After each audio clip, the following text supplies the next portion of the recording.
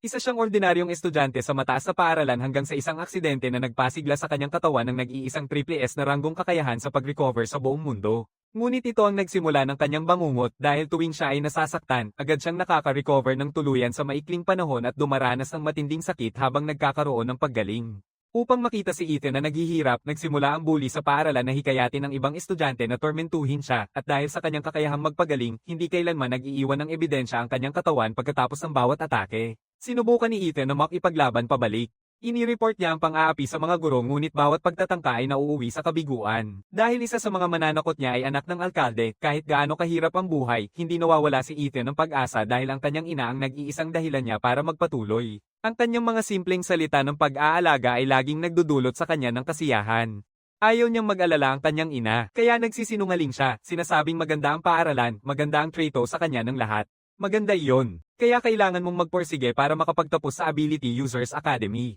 Sa ganitong paraan, magiging isang kapakipakinabang na manghuhuli ka para sa lipunan. Ang mga salitang ito mula sa kanyang ina ang nagsisilbing inspirasyon kay Ethan dahil kapag nakapagtapos na siya, magiging isang mataas na kinikita na urban hunter siya at maaari niyang mabili ang kanyang ina ng mas malaking bahay at mapabuti ang kanilang buhay.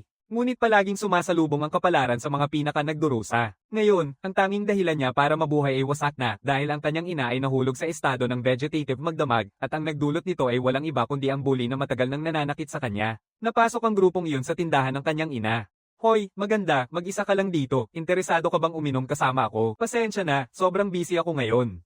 Pero aksidenteng nahulog ng nanay niya ang telepono ng bully sa lupa. Pasensya na, babayaran ko ang telepono. Pero walang pakialam ang bully at pinabagsak siya gamit ang isang suntok. Mukha ba akong nangangailangan ng pera? Ang swerte ko talaga. Nasira mo ang screen ng bago kong telepono. Pag nalaman ni Ethan ang katotohanan, magagalit siya ng sobra. Tanging yung mga nakaranas ng ganitong kawalang pag-asa ang makakaintindi. Ang kanyang mga ngipin ay nagkikiskisa ng sobrang higpit na may ingay na parang nababasag. Sa susunod na sandali, biglang bumagsak at lumipad ang dalawang harapang ngipin niya. Siya ay umungol ng malakas na parang sumisigaw ang kaluluwa. Sa sandaling ito, lubos siyang galit na galit, determinado na parusahan ang bully na naglagay sa kanyang ina sa estado ng koma. Pagkatapos ay pumunta siya sa burol sa likod ng paaralan kung saan natagpuan niya ang bully na nagdulot sa kanyang ina ng ganitong kalagayan. Hiningi niya malaman kung bakit niya ginawa ito sa kanyang ina. Pero ngumingiti lang ng mapanlait ang bully. Kaya pala ang babaeng iyon ang nanay mo, sino man na hindi alam ang totoo, iisipin na parang isang puta siya. Sa pamamagitan yun, tinawag ni Marcus ang mga tibak na tumusok sa katawan ni Ethan. Ngunit hindi bumagsak si Ethan. Hinawakan niya ng mahigpit ang tibak na nakatusok sa kanya gamit ang parehong kamay. Sa isang malakas na pagputok, tiniis niya ang sakit na nakakasakit sa puso at inalis ang tibak. Sa susunod na sandali, ganap na nagbago ang kanyang katawan na tinusok. Ngayon ay naglalagablab sa galit, nangakong gugupitin si Marcus at ang kanyang grupo sa piraso. Ngumiti si Marcus sa reaksyon niya, saka tumawag ng higit sa 1,000 mga espada. Sa isang galaw ng kanyang daliri, libu-libong espada ang tumusok sa katawan ni Ethan. Kahit na tinusok ng libu-libong tibak, ayaw pa rin bumigay ni Ethan. Itinutulak niya ang sarili sa sakit ng 1,000 tibak dahil nilapitan ni Marcus ang kanyang pinakapayak na hangganan. At ngayon, babayaran ni Marcus ang kanyang halaga kahit ano paman. May matinding galit ang lalaking ito. Napapagod na ako. Volt, ikaw na. Ipakita mo kung ano ang kaya mo. Tumango si Volt pagkatapos ay i-activate ang kanyang kakayahan, Thunder Eye. Sa susunod na sandali, isang mapaminsalang kidlat ang tumama kay Ethan. Biglang bumagsak si Ethan, na electrocute at tuluyang napagod. Tumingin si Marcus kay Ethan na nakahandusay ng walang galaw sa lupa.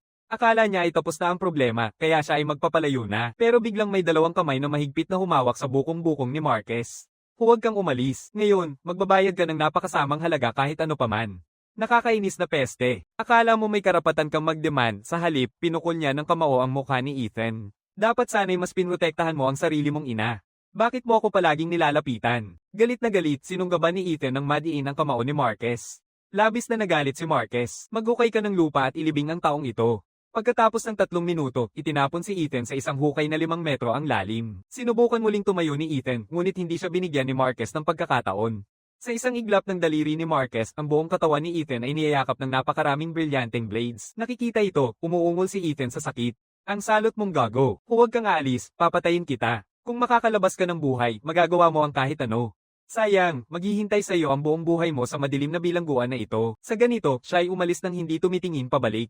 Habang umaalis si Marcus, mahigpit na niyayakap ng mga diamond blades ang katawan ni Ethan. Habang unti-unting pumipigil ang mga blades at ang mga bato sa paligid, nararamdaman niya ang hangin na humihina hanggang sa mapagod siya sa kakulangan ng hangin at mamatay sa paghinga. Ngunit pagkatapos mamatay, automatiko siyang muling nabubuhay hanggang sa muling mamatay sa haplos ng paghihingalo at sakit na walang katapusan. Sa kanyang pag-aakalang susuko na siya at lulubog sa walang hanggang pagtulog, pumasok sa kanyang isipan ang mga larawan ng kanyang ina na naaalala ang kanyang ina na nakahiga sa ospital na halos hindi nabuhay matapos siyang atakihin ni Marquez. Ang kanyang labis na galit ay nagiging lakas.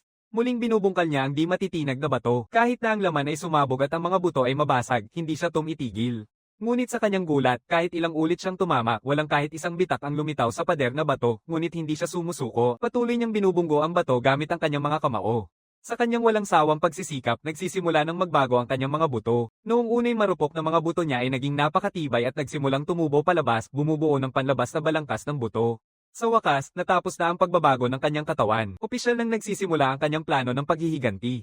Samantala, ang tatlong bully ay ini-interview ng mga reporter para sa isang pandaigdigang broadcast. Nang tanungin ng reporter tungkol sa insidente kay Ethan's mother, umiiyak si Marquez na may malalim na pagsisisi. Noong panahong iyon, hindi ko makontrol ang aking kakayahan. Nawalan ako ng kontrol sa aking kakayahan at nasaktan ng ina ng isang kaklase. Taos puso akong humihingi ng tawad para dito. Habang handa na siyang magbigay ng peke niyang paghingi ng tawad sa kamera, biglang bumukas ang mga pinto. Isang halimaw ang biglang lumitaw sa harap ng lahat. Naglaban ang mga tao sa takot. Tumingin si Ethan sa tatlo na minsang nanakit sa kanya at direktang bumato ng suntok sa mukha ni Marquez. Sa isang malakas na pagtama, tinulak si Marquez palayo. Nananatiling nakapako sa gulat ang kanyang dalawang kasama. Hindi nila maintindihan kung bakit sinasalakay sila ng halimaw na ito. Ang mga mata ni Ethan ay puno ng galit na may dugo, parang demonyong bumalik mula sa impyerno. Nang makita ito, nagpa siya si Volt na patayin siya agad, humihikayat ang isang nakasisilaw na kidlat na tumama kay Ethan. Ngunit nang mawala ang usok, nakatayo si Ethan doon na walang sugat. Sa isang nakakadiring tunog, hati ang ulo ni Volt sa gitna ni Ethan. Nakakatuwa ang kasiyahan ni Ethan sa pagpatay. Pinapanood ni Dustin ang kanyang kasama na bumagsak at agad na nagtatawag ng isang shield, ngunit hindi pa rin niya maiiwasan ang kapalaran niya. Pumapiling si Ethan sa harap niya at basta na lang naitataas ang kamao na nagtapos sa kanya. Ngunit pagkatapos, sinamantala ni Marquez ang pagkakataon na makalusot sa likod ni Ethan, pinukul siya ng isang malakas na kamao na kasinlaki ng isang bato. Bukod pa rito, nagpasiklab si Marquez ng mahigit 1,000 mga espada sa pamamagitan ng isang galaw ng kanyang daliri. Libo-libong mga blades ang sumasaksak sa katawan ni Ethan. Sa gitna ng akala ni Marquez na tapos na, dahan-dahang bumangon si Ethan mula sa lupa. Nagulat ang mga mata ni Marquez nang malaki ang kanyang mga pupil. Dahan-dahang itinaas ni Ethan ang kanyang ulo at agad na nag-armor si Marquez ng diamond, tinamaan ang mukha ni Ethan ang kanyang kamao. Kung isang suntok lang ang hindi sapat, dalawa. Kung dalawa pa rin ang hindi sapat, tatlo na. Tiyak na palalampasin kita, halimaw. Matapos maulanan ng 10-10 beses, mariing sinunggaban ni Ethan ang kamao ni Marquez. Sa isang malakas na tunog, nilusaw ni Ethan ang mga buto ni Marquez gamit ang kanyang mga ngipin. Pagkatapos, tinusok ni Marquez ang katawan ni Ethan sa kawalan ng kanyang braso. Sa oras na siya ay malalayo na sa bangungot na ito, isang tibak ang tumusok sa kanyang katawan. Muling bumangon si Ethan mula sa lupa, ang lahat niyang sugat ay agad na gumaling dahil sa kanyang makapangyarihang kakayahan sa pag-repair. Sa isang malakas na tunog, bumagsak si Marquez sa lupa. Nakikita ang demonyong papalapit, siya ay sumisigaw sa kawalan. Nasisiyahan si Ethan sa tanawing ito. Sa susunod na sandali, pinasok niya ang kanyang espada sa katawan ni Marquez. Sa huling sandali niya, nanginginig si Marquez at tanong niya ang halimaw, "Sino ka?" Lumalabas ang mga ugat na kulay dugo sa sulok ng mga mata ni Ethan. Pagkatapos ay dahan-dahang niyang tinanggal ang maskara, inilalantad ang tunay niyang mukha. Nang makita ni Marquez ang mukha ni Ethan, agad na lumaki ang mga pupil niya. Hindi makapaniwala ang batang binubuli niya ngayon ay isang halimaw na, ngunit hindi siya binibigyan ni Ethan ng pagkakataong mag-isip, paulit-ulit niyang pinapalo ang mukha ni Marquez. Sa huli, matapos ang walang awang pagpapahirap, namatay si Marquez. Ngunit kahit tapos na ang kanyang paghihiganti, walang kasiyahan sa puso ni Ethan. Puno ng kalungkutan ng kanyang mga mata, sumisigaw siya sa langit dahil nang pumunta siya sa ospital para makita ang kanyang ina, nakahimlay pa rin ito sa isang estado ng kawalang kakayahan, hindi makabangon. Habang nagdadalamhati si Ethan, nakakita siya ng isang grupo ng mga lalaki na nananakit sa isang mahina na babae sa unahan. Sa susunod na sandali, mabilis siyang tumakbo at pinutol ang ulo ng isang lalaki. Agad na umatake ang mga kasamahan niya kay Ethan, ngunit wala sa kanilang mga atake ang makasakit sa kanya. Bago pa man sila makapagsimula sa pagkabigla, pinutol ni Ethan ang dalawang lalaking nasa harap niya. Ngayon, parang isang demonyong galing sa impyerno, naglalabas ng walang katapusang hanggarang pumatay. Lumapit si Ethan sa babae, at sa pagkakataong sana ay magpapasalamat siya, pinutol ni Ethan ang ulo nito sa gitna. Matapos pumatay ng lahat sa paligid niya, bumuti ang pakiramdam ni Ethan. "Bakit kayo lahat mas masaya kaysa sa akin? Karapat dapat kayong mamatay. Gagawin kong magdusa ang lahat sa mundo tulad ng nararamdaman ko." Biglang binato ng isang babae ang pinto at pumasok. Nang makita ang isang tao na daring naguluhin ang kanyang pagdadalamhati, biglang sumulpot si Ethan sa harap niya. Sa pag-aakalang papatayin niya agad ito, ang susunod nitong salita ang nagpigil sa kanya. "Maaaring kong iligtas ang iyong ina." Huminto si Ethan at tahimik na nakikinig sa kanyang sasabihin. "Madjay, gising ko ang iyong ina mula sa kanyang pagtulog dahil ang babaeng ito ang nag-iisang triple S rank na manggagamot sa buong mundo. Ngunit nagdududa si Ethan at gustong malaman kung bakit siya dapat paniwalaan. Dr. Shen ipinaliwanag na sa loob ng 5 taon na nakakulong si Ethan sa ilalim, inaalagaan niya ang kanyang ina. Kung hindi, matagal nang pumanaw ang kanyang ina sa ospital. Nang marinig ito, unti-unting napakalma si Ethan at sinabing gagawin niya ang kahit ano kung iligtas niya ang kanyang ina. Napakasimple lang ng hinihiling ni Dr. Shen sa kanya, maging isang halimaw at pumatay sa mga mangangaso na nanghihimasok sa K-country ng walang pakundangan. Sa huli, pumayag si Ethan sa kanyang mga kondisyon at tuluyang naging isang hayop na nakatalaga sa Bloodgate, pumatay sa mga mangangaso ng J-country ng malaya. Pagkatapos nyun, sa dimensional na daanan mula sa J-country papunta sa K-country, patuloy na nawawala ang mga mangangaso ng J-country. Samantala, sa gusali ng Kapitolyo, galit na galit ang punong ministro ng J-country nang malaman ito, kaya't nagpasya siyang ipadala ang pinakamalakas nilang shadow assassin upang imbestigahan. Bago siya umalis, nag-aalala ang kanyang katulong sa kanyang kaligtasan at nagmumungkahi na magdala ng karagdagang tao, ngunit naniniwala si Blade na sapat na ang kanyang lakas at hindi niya kailangan ng tulong. Sabi pa niya, mas mapapabagal lang siya ng backup. 2 oras ang lumipas, mag-isa nang dumating si Blade sa dimensional na daan at sa harap ng mga pangit na hayop sa loob, agad niyang pinutol ang mga ito sa kalahati. Ngunit nang marating niya ang kailaliman ng kuweba, biglang lumaki ang mga mata niya dahil nakita niya ang salarin sa likod ng mga nawawalang mangangaso. Sa kasalukuyan, nagkalat ang mga bangkay ng J-country sa lupa. Galit na galit si Blade sa nakikita, naglalabas ng nakamamatay na hanggerang pumatay ang kanyang katawan. Agad niyang hinawakan ang kanyang espada at umatake sa halimaw. Nang makatagpo ni Blade si Bone, biglang nagulat ang kanyang mukha dahil ang mga buto ng halimaw na ito ay parang diamante ang tigas. Sa susunod na sandali, sumugod si Ethan bilang pagtugon. Inilalapit niya ang kanyang espada kay Blade na halos hindi makaiwas sa gilid. Pagkatapos, pinapalaya si Blade si Ethan gamit ang kaliwang suntok, Moon Shadow Slash, Cross Slash, Triple Moon Slash. Sa pagkakataong ito, biglang kumilo si Ethan. Hinahampas niya ang kanyang espada ng buong lakas. Sa sandaling magbabanggaan na sila, biglang nagbago si Blade ng anyo at pinutol ang braso ni Ethan. Malinaw na may kalamangan si Blade sa laban na ito, pinutol ang katawan ni Ethan sa kalahati. Tumingin si Blade sa nahulog na Ethan na may mapanuyang ngiti. Ano ba talaga ang ginagawa ng mga mangangaso ng J-country, hindi nila kayang talunin ang isang halimaw na ganito ang antas. Pero kahit na natitira na lang ang kanyang ulo, hindi pa rin tuluyang patay si Ethan. Binabalik siya ng kanyang perpektong kakayahan sa pag-arigderasyon sa buhay. Habang isinasara ni Blade ang kanyang espada para umalis sa kuweba, ang mga sugat ni Ethan sa likod niya ay mabilis na gumagaling sa nakakatakot na bilis. Nanghihina si Ethan na umaakyat sa paa ni Blade na may sira-sirang mga buto at matinding nilamon ang kanyang bukong-bukong gamit ang ngipin. Sa isang malakas na ingay, sumigaw si Blade sa sakit. Sa kabutihang palad, mabilis siyang nakarecover mula sa pagkabigla at pinutol ang bibig ni Ethan gamit ang Crescent Slash, kasunod ang Crescent Formation na nagliliwanag sa buong dimensyon. Galit na galit si Blade dahil sa kanyang kinagat na binti. 12 Moon Slash, Moon Shadow Dance, Moon Silence. Tumingin si Blade sa kuweba na puno ng marka ng espada, unti-unting inilalabas ang kanyang espada, naniniwala siyang walang laban ang halimaw. Ngunit sa susunod na sandali, isang buto na tinikang tumusok sa kanyang bukong-bukong. Isang matagal nang nakalimutang takot ang bumalat sa kanya, pinapawis siya ng malamig na pawis. Sa sumunod na sandali, isang nakakatakot na kalansay ang umakyat mula sa lupa. Habang papalapit ang kalansay, umiwas si Blade pero agad niyang niyayakap muli ang kanyang espada. Hindi papayag ang kanyang dangal na umatras. Itinaas niya ang kanyang espada, handa sa laban hanggang kamatayan.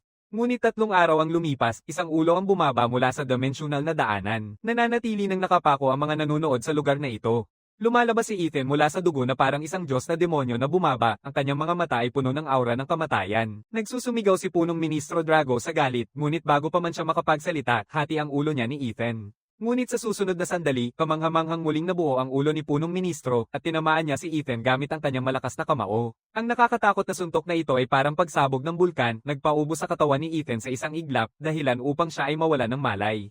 May ganitong nakakatakot na lakas sa laban ng lalaking ito dahil may 2 pagkakakilanlan siya. Bukod sa pagiging punong ministro ng J-country, siya rin ang kasalukuyang pinakamalakas na hunter na may ranggong SSS. Muling bumangon si Ethan, na halos hindi na makalakad sa lupa. Nabigla ang mga mangangaso sa likod dahil nakikilala nila ang kakayahan ni Ethan na magpagaling, na nangangahulog ang hindi lang basta mapapatay ang lalaking ito. Pero upang mapaghiganti ang kanilang mga naunang kapatid, sabay na sumugod ang ika-7 at ika-8 ranggong mga mangangaso. Sa oras na akala nilang mapuputol ang leeg niya ay matatapos na ang laban, unang umatake si Ethan gamit ang kanyang buto na tibak, pinutol ang lalamunan ng isang mangangaso, at agad na tinapos ang isa pa gamit ang isang palad na sipa. Lahat ng nanonood ay nagpapakita ng mga ekspresyon ng labis na gulat. Hindi nila maintindihan kung bakit sobrang bilis ng halimaw na ito na nakabalot sa buto. Sa sandaling muli nilang susubukang atakihin si Ethan, pinipigilan sila ni punong Ministro Drago. Mula ngayon, sino mang susubok pang umabante ay mamamatay ng nakalupasay sa aking kamay. Ginagawa niya ito dahil nais niyang personal na puksain ang halimaw na ito dahil pinatay nito ang pinakamalapit sa kanya. Noong bata pa si Blade, dinala siya ni Drago mula sa kalye pauwi. Mula noon, tinawag nilang mag-ama ang isa't isa. Sa ilalim ng paggabay ni Drago, mabilis na naging pinakamahusay na mangangaso si Blade sa J-Country. Nakipaglaban siya kasama si Drago, at sa huli, pinamahalaan nila ang buong bansa J. Naging punong ministro si Drago, habang si Blade naman ang naging tagapagtatag na Marshal. Ngunit ngayon, si Blade, na itinuturing niyang sariling anak, ay namatay ng nakapanghihilakbot sa kamay ng halimaw na ito. Ang labis na galit ay bumalat sa kanya na nagiging lakas na pumipintig sa kanyang palad na sumugod kay Ethan. Ang bilis ay sobrang bilis na hindi makakaiwas si Ethan. Habang tinatamaan ni Drago ang kanyang nagliliyab na kamao, natutunaw nito ang lahat ng mga buto sa kanyang dibdib. Ngunit hindi planong tumigil ni Drago doon. Sa susunod na sandali, sumabog ang nakamamatay na apoy mula sa kanyang bibig, pinapalitan ang lahat sa harap niya ng wala. Tinitingnan ng mga basag at natunaw na buto ni Ethan sa lupa, malalim na humihingal si Drago, sa wakas tapos na ito. Ngunit sa sandaling siya ay humarap, nagsimulang muling buuin ni Ethan ang kanyang katawan, nagkakaroon ng nakakatakot na bilis sa paggaling. Namumuo ang mga ugat ni Drago sa galit nang makita ito. Pagkatapos ay inilalabas niya ang kanyang mahika, ginagawang isang dagat ng lava ang paligid. Nakita ito ni Frost at agad na ginamit ang kanyang mahika upang labanan ang nakakatupok na apoy, pinoprotektahan ng mga nasa paligid mula sa pinsala. Sa kasalukuyan, ang buong katawan ni Drago ay natatakpan ng tinutunaw na lava. Basta't siya'y tumama ng isang malambing na suntok, agad na nagiging abo ang mga buto ni Ethan. Ngunit ilang sandali lang, muling nagkakaroon ng kamanghamanghang paggaling ang kanyang katawan. Nakita niyang hindi kayang patayin si Ethan sa kanyang mga atake, huminga si Drago at yumuko sa lupa. Sa susunod na sandali, sumabog ang isang bulkan mula sa lupa, direktang tinatamaan si Ethan. Sa ilalim ng ataking ito, halos maging abo na ang katawan ni Ethan, ngunit patuloy na binubuo muli ng kanyang kakayahang magpagaling ang kanyang katawan. Sa isang malakas na pagtalon, nahulog si Ethan sa lawa ng lava. Nagpapakahirap siyang makalabas, ngunit hindi siya bibigyan ni Drago ng pagkakataon. Inutusan ni Drago si Frost na umatake, tinanggal ni Frost ang kanyang guwantes, at sa sumunod na sandali, ang lamig na parang yelong nakakakilabot ay kumakalat mula sa kanyang mga kamay, palalim sa bulkan sa isang nakakatakot na bilis. Sa sandaling humipo ito sa lava, ang naglalagablab na magma ay nagiging matigas na batong bulkan. Nais nilang isilong si Ethan ng tuluyan sa ilalim ng bulkan, pero hindi nila alam na naranasan na ni Ethan ang ganitong sakit ng libo-libong beses. Wala itong saysay sa kanya, muling binubungkal niya ang mga pader ng bulkan na batong-bato. Pagkatapos ng libo-libong pagtama, nakakalabas si Ethan mula sa lava. Ang kanyang mga mata ay puno ng galit na may dugo, ang kanyang katawan ay naglalabas ng walang katapusang hanggang pumatay, parang isang Diyos ng kamatayan na galing sa purgatorio. Nakakatakot talaga. Lubos na nagulat si Drago nang makita si Ethan na muling nabuhay mula sa kamatayan.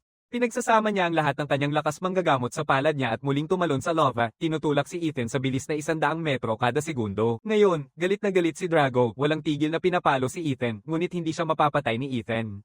Palaging muling nagbubuo ang katawan ni Ethan mula sa kanyang mga atake, kahit na mas malakas siya kaysa kay Ethan. Parehong may kakayahang magpagaling, kaya hindi talaga pwedeng pumatay ang isa't isa.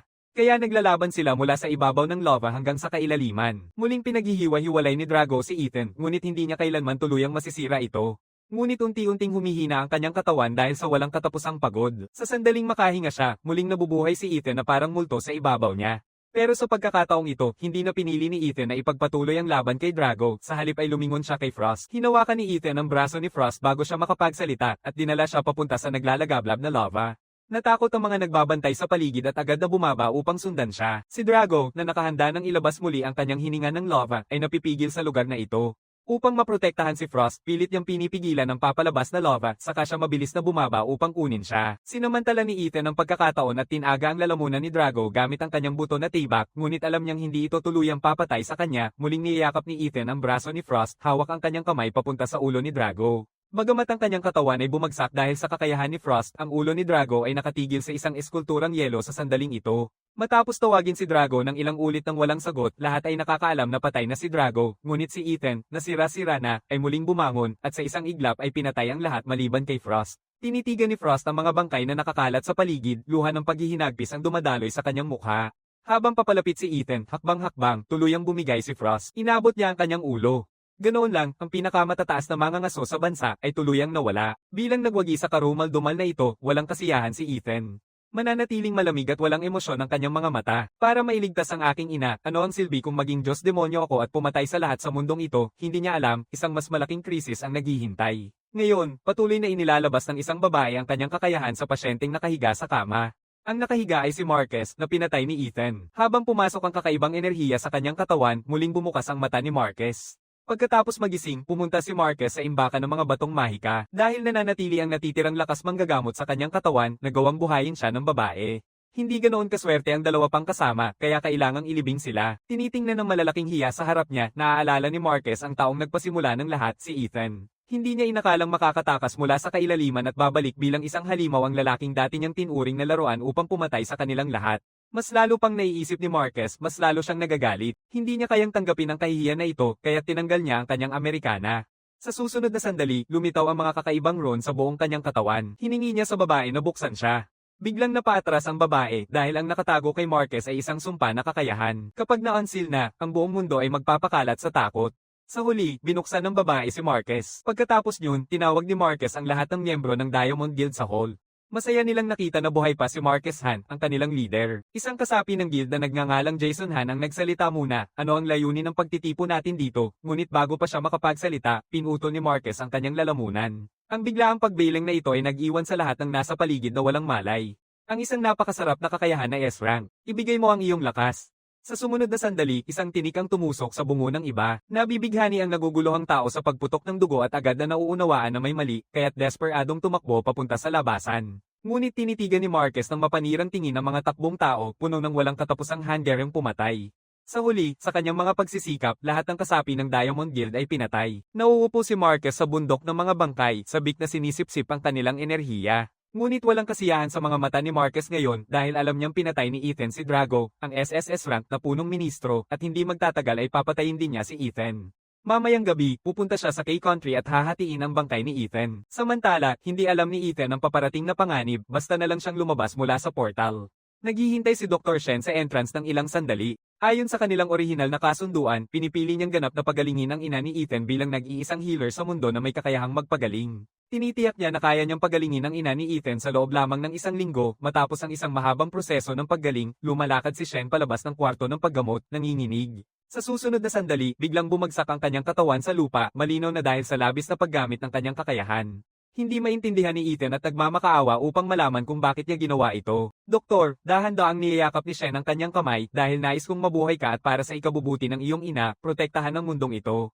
Sa susunod na sandali, unti-unting kumikislap ang berdeng liwanag mula sa kanyang palad. Nakikita ito, agad na itinulak ni Ethan siya palayo. Doktor, Shen humihingal ng malalim, medyo nadismaya. Hindi ko inasahan na matapos ang mahabang panahon sa Blood Cavern, nagbago na ang katawan mo at naging hayop. Kung magpapatuloy ito, magiging tunay kang hayop sa lalong madaling panahon. At higit sa lahat, dahil sa labis na pagpatay ni Ethan sa loob ng Blood Cavern, mukhang napansin siya.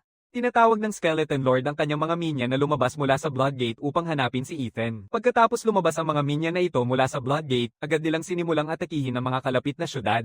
Habang pinapanood ang lahat ng nangyayari sa syudad, naintindihan ni Ethan na lahat ito ay dahil sa kanya. Ngayon na may pag-asa ng mapagaling ang kanyang ina, kailangan niyang mabuhay at protektahan ang ospital kung saan naroroon ang kanyang ina sa anumang paraan. Habang papalapit ang mga halimaw sa ospital ni Ethan, sa wakas ay kumikilos na si Ethan. Hindi niya papayag ang masaktan ng kanyang ina. Hinawakan niya ang pinakamalapit na halimaw at pinilas ang katawan nito sa dalawa. Pinapatay niya ng sabay-sabay ang mga kalabang halimaw dahil hanggat mapapatay niya ang lahat ng kalaban, kapag nagising si nanay, maaari silang mamuhay ng masaya magkasama. Habang nawawala si Ethan sa magagandang pantasya, biglang tumusok ang bala sa kanyang bungo. Ngunit ang umatake sa kanya ay walang iba kundi ang militar ng kay Kuntran. Hindi sila nagpapakita ng pasasalamat sa tulong ni Ethan. Sa halip, naniniwala silang ang mga halimaw na ito ay dahil sa kanya na kung mapapatay nila si Ethan, babalik ang mga halimaw sa Bloodgate. Kaya't nag-deploy sila ng mga tangke at artillery, walang awa nilang binobomba ang batang lalaki na nagsusubok iligtas ang mundo. Bawat bomba ay parang matalim na tinik, paulit-ulit na sumisira sa natitira ni Ethan na konsensya. Sa sandaling ito, biglang naalala ni Ethan ang sinabi ni Dr. Shen noon. Kapag nabuksan ang Bloodgate, magiging mahirap kontrolin ang kanyang pagiging hayop, kaya kailangan niyang manatiling makatwiran o tuluyang magiging isang halimaw siya. Ngunit ngayon, ang pinakaasam niyang mangyari ay nangyari na. Tuluyang nawala ng katinoan si Ethan, napunta sa kadiliman, naging isang hayop, at nagsimulang magpaslang ng walang sawang sa paligid niya. Ngunit nang makita niya ang ulo sa kanyang mga kamay, biglang bumalik ang kanyang kamalayan, dahil ang hawak niya ay ang kanyang matalik na kaibigan. Biglang bumagsak siya sa kanyang mga tuhod, walang tigil na umiiyak habang niyayakap ang kanyang kaibigang kabataan. Puno ng matinding kalungkutan ng puso ni Ethan, ang labis na dalamhati ay bumalat sa kanyang isipan na nagbabalik tanaw sa isang matagal nang nakalimutang alaala.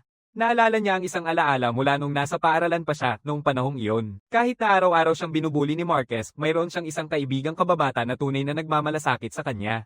Tuwing nakikita ni Leo si Ethan na binubuli, siya ang unang tumutulong, pero ayaw ni Ethan na madamay si Leo dahil sa kanya, kaya hiningi niya kay Leo na magpanggap na hindi niya siya kilala sa publiko. Galit na galit si Leo nang marinig ito. Hindi niya maintindihan kung bakit ganoon ang pagturing sa kanya ni Ethan, ngunit walang paliwanag si Ethan, tahimik na ibinaba ang ulo. Nang makita ang paurong na anyo ni Leo, iniisip ni Ethan na ang kanyang tanging kaibigan ay aalis na rin, ngunit ang hindi niya inaasahan ay ito. Hindi talaga umalis si Leo. Sa halip, tahimik siyang nag-iipon ng ebidensya para kay Ethan dahil ang kanyang kanang mata ay nakaka-record ng lahat ng nakikita nito. Matapos ang mahabang panahon ng pagsisikap, sa wakas ay nakakalap si Leo ng sapat na ebidensya na pinagsasaktan si Ethan. Ibinibigay niya ang lahat ng mga record sa mga autoridad at media, ngunit kinabukasan, brutal na inalisan ng mata ang kanyang kanang mata. Nang makita ni Ethan si Leo, ang kanyang puso ay napuno ng hindi mapigil ang sakit at pagkakasala. Alam niya na si Marcus Han ang nasa likod nito lahat. Gusto niyang maghiganti kay Leo, pero pinipigilan siya ni Leo. Huwag mo nang gawin. Mamamatay ka kung susubukan mo. Hindi na tayo pwedeng mag-aral ng magkasama, pero palagi kang magiging matalik kong kaibigan. Kahit mawalan ako ng kanang mata, hindi ako nawawala ng pag-asa. Sa halip, pinapalakas niya si Ethan, sinasabing huwag mag-alala. Kahit wala na ang kanyang kakayahan, maaari pa rin siyang mamuhay ng maganda. Matapos siyang i-discharge mula sa ospital, pinili ni Leo na umalis sa paaralan at sumali sa militar upang maglingkod sa kanyang bansa. Ngunit ngayon, ang matalik na kaibigan ni Ethan ay pumanaw ng trahedya sa sariling kamay. Ang nakababahalang pakiramdam ng pag-ihip ay nagpapahirap sa kanya na huminga. Kinamumuhian niya ang malupit na mundong ito. Bakit pinapahirapan siya ng tadhana? Pinipilit ang isang karaniwang estudyante sa high school na pagdaanan ang lahat ng ito. Gusto lang niyang mamuhay ng simple kasama ang kanyang nanay, pero paulit-ulit siyang pinipilit maranasan ang kawalan ng pag-asa at paghihirap. Kung hindi ako patas na tratuhin ng mundong ito, magiging damang Diyos ako at sasalakayin ng walang awa ng mundong ito. Hinarap ang mga hayop, muling umatake sa kanya, pinapalabas niya ang lahat ng galit at kawalang katarungan sa kanyang sandata, pinagsasaksak ang mga hayop sa harap niya. Ngunit sa susunod na sandali, isang nakasisilaw na lilang liwanag ang bumaba mula sa langit, pinaputok ang buong katawan ni Ethan sa mga piraso. Pagkatapos mawala ang lilang liwanag, isang anghel na may kumikislap na pakpak ang bumaba sa bansa. Ito si Lucas, ang kauna-unahang mangangaso sa mundo na nagising ang kakayahang may triple S na rango. Nagsagip si Lucas ng libo-libong buhay at siya ang walang katulad na superhero ng imperyo, ang taong hinangaan ni Ethan noong bata pa siya. Ngunit ngayon, personal na binasag ni Lucas siya sa mga piraso. Nakatingin kay Lucas na may mapagkalingang mukha, hindi maintindihan ni Ethan kung bakit siya nito inatake. Nang makita ang katawan ni Ethan na muling buuin, naisip ni Lucas na ang halimaw sa harap niya ay may walang hanggang kakayahan sa pagpapagaling. Pinagsasama niya ang kanyang mga kamay at sa sumunod na sandali, isang krus ang lumitaw mula sa walang hanggang hangin, mahigpit na nakakabit sa katawan ni Ethan at pinipigilan siyang gumalaw. Sa paghahanda niyang durugin si Ethan at tuluyang siyang alisin, biglang sumabog mula sa Bloodgate ang isang napakalakas na puwersa ng mahika na nag-neutralize sa pagkakakadena ni Lucas. Nakalaya mula sa kanyang mga tali, mabigat na bumagsak ang katawan ni Ethan sa lupa, ngunit walang balak si Lucas na huminto. Nais niyang tuluyang wasakin ang halimaw sa harap niya, ngunit sa sandaling ito, dahan-daang nagsasalita si Ethan, hindi ako hayop. Bakit mo ako gustong patayin? Biglang napatras si Lucas nang marinig ito, tinitingnan si Ethan ng may pagkalito at nagtatanong kung tao siya. Ibinabahagi ni Ethan ang lahat ng kanyang pinagdaanan, walang itinatago. Matapos marinig ang kwento ni Ethan, niyakap ni Lucas siya ng mahigpit. Anak, hindi ko akalain na nakaranas ka ng ganito kalaki. Sabihin mo sa akin ang pangalan mo. Humanap ako ng paraan para tulungan ka. Natatakot si Ethan sa mga salitang ito. Ito ang kauna-unahang pagkakataon na may nagpakita sa kanya ng ganitong pag-aalaga mula nang bumalik siya mula sa Bloodgate. Sa sandaling ito, ang kanyang nakapirming puso ay parang nakaramdam ng bahagyang init. Dahan-dahan niyang binibigkas ang kanyang pangalan. Matapos marinig ang pangalan ni Ethan, huminga ng malalim si Lucas. Ang aking misyon ay iligtas ang buong sangkatauhan, ngunit ngayon marami ang pumanaw dahil sa akin. Upang hindi nila makalimutan, inukit ko ang lahat ng kanilang mga pangalan sa aking katawan. Kaya niyan, binukasan ni Lucas ang kanyang damit, ipinapakita ang walang katapusang mga pangalan na nakaukit ng siksik sa kanyang katawan. Hindi maintindihan ni Ethan kung bakit sinasabi sa kanya ni Lucas ito. Pagkatapos, muling nagsalita ang malamig na boses ni Lucas. Hirap na bata. Habang maaari mong tulungan ng sangkatauhan na pumatay ng lahat ng mga hayop, ang iyong pag-iral ay magpapalaganap ng mga dugo na pintuan sa buong mundo, at mas maraming tao pa ang mamamatay. Pasensya na, kailangan kang mamatay. Iniaabot niya ang kamay sa kanyang leeg at dahan-daang inukit ang pangalan ni Ethan doon. Lubos na nagulat si Ethan sa tanawing ito. Bago siya makapagsalita, tinamaan siya ni Lucas gamit ang palad niya. Isang napakakatakot na lilang liwanag ang sumabog mula sa kanyang katawan. Sa susunod na sandali, tuluyang napapalibutan ang katawan ni Ethan ng kulay lila na liwanag. Nagsisimula siyang magwasak, piraso-piraso, at nagiging abo. Ngunit hindi pa rin ito tuluyang masisira si Ethan. Isang mata ang lumitaw mula sa abo, sumasabay sa hangin at patuloy na lumalaki. Sa wakas, sa isang sulok, ganap nang nag-regenerate ang katawan ni Ethan. Alam niyang hindi siya laban kay Lucas, ngunit bago pa siya makaisip ng panlaban, biglang lumitaw si Lucas sa likod niya na parang multo, nakararamdam ng tao sa likod niya. Hindi nag-iisip si Ethan, agad siyang sumugod at sumuntok, ngunit parang multo ang katawan ni Lucas. Hindi siya tinatamaan kahit kaunti man ng atake ni Ethan. Sinusubukan ni Lucas na samantalahin ng pagkakataon at muling niyayakap si Ethan. Naiintindihan ni Ethan na kahit gaano siya kahirap kumilos, hindi niya maiiwasan ang kapalarang gawing abo siya ni Lucas. Ang katawan ni Ethan ay nakararanas ng matinding sakit sa bawat siklo ng muling pagkabuhay. Ang walang katapusang paghihirap na ito ay ganap na iba sa sakit na kanyang naranasan noon. Lumampas na ito sa mga hangganan na kayang tiisin ng kanyang paghahangad na maghiganti. Unti-unting naglalaho ang kamalayan ni Ethan sa ilalim ng walang katapusang paghihirap na ito. Dahan-dahang bumabalik ang kanyang kamalayan sa pinagmulan ng bangungot. Nanunood ng mga eksena kung saan nililigtas ni Lucas ang mga tao, pangarap ni Ethan na maging isang bayani tulad niya. Pagkatapos ay tinanong siya ni Marcus Han kung ano ang kanyang kakayahan. Nang walang pag-iingat, direktang ibinunyag niya ang kakayahan niyang panlabas na balangkas, at kaya nagsisimula ang bangungot. Ang lahat ng paghihirap na naranasan niya sa buhay ay nagsisimulang ulit-ulitin ng walang katapusan. Hindi niya maintindihan kung ano ang kanyang nagawang mali o kung bakit kailangan niyang pagtiisan ng ganitong nakapapagod na paghihirap. Unti-unting pumasok ang kanyang kamalayan sa isang kalawakan ng kawalang saysay. Dahan-dahan niyang tinatanggap ang pananaw ni Lucas. Hanggat ako'y nabubuhay, mamamatay ang lahat dahil sa akin. Pero kung mamatay ako, makakaligtas si nanay. Habang nagpa siya si Ethan na bitawan ng kamalayan at tahimik na maghintay ng kamatayan, biglang sumabog mula sa dugo ang isang napaka-nakakatakot na kapangyarihan. Nananatili ang kapangyarihang iyon sa pag-aayos ng katawan ni Ethan.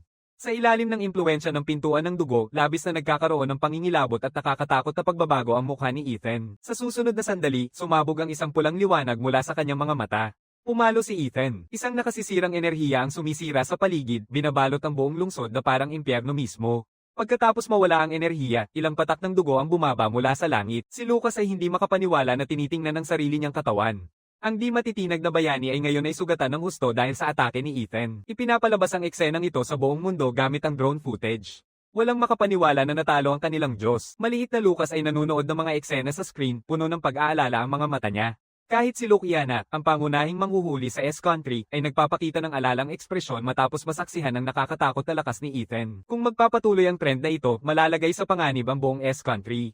Naalala niya ang halimaw na lumitaw sa Arctic. Kung magagawang hulihin niya ito, maaaring may pag-asa pang mabago ang takbo ng bagay. Habang papalapit na siya sa pagpapadala ng mga manghuhuli sa Arctic, biglang may isang tao na lumitaw sa main hall. Walang iba kundi si Marcus Hunt na pinatay ang buong Hunter Guild. Nakatayo siya sa harap ni Luke Iana. Hayaan kitang hulihin ang halimaw na yan para sa'yo. Paano mo magagawa yon? Isa ka lamang isang S-rank na mangangaso pero naninindigan kang pumasok sa aking teritoryo nang walang pahintulot ko. Naghahanap ka ba ng kamatayan? Dahil dyan, basta nalang pinisil ni Luke Iana ang kanyang mga daliri at sa sumunod na sandali, bumaba ang nakakatakot na presyon mula sa itaas. Halos hindi makahinga si Marquez, ngunit nanatili ang kanyang tingin kay Luke Iana. Hindi ka ba nababahala tungkol dito? Matutulungan kitang mahuli ito. Matapos marinig ito, muli niyang itinaas ang daliri at sa susunod na sandali, nawawala ang pressure sa hall ng walang bakas. Hindi pa rin kumbinsido si Luke Iana sa kakayahan ni Marquez. Sa iyong S-rank na kakayahan lang, kaya mo bang tiisin ang radiation na iyon? Nakita ito ni Marquez at agad na naglikha ng isang barrier sa paligid niya. Mga hibla ng enerhiya ang pumapalibot sa kanya pagkatapos ay nagiging isang hadlang na sumasaklaw sa buong katawan niya. Nakita ito ni Luke Iana at huminga ng malalim. Sige. Kahit papaano, kung kaya mong labanan ng Arctic Beast na iyon, ibibigay ko sa iyo ang kalahati ng mga batong mahika pagkatapos. Nakuha na niya ang kanyang layunin, agad na bumaling si Marquez upang umalis at maghanda sa panghuhuli sa hayop.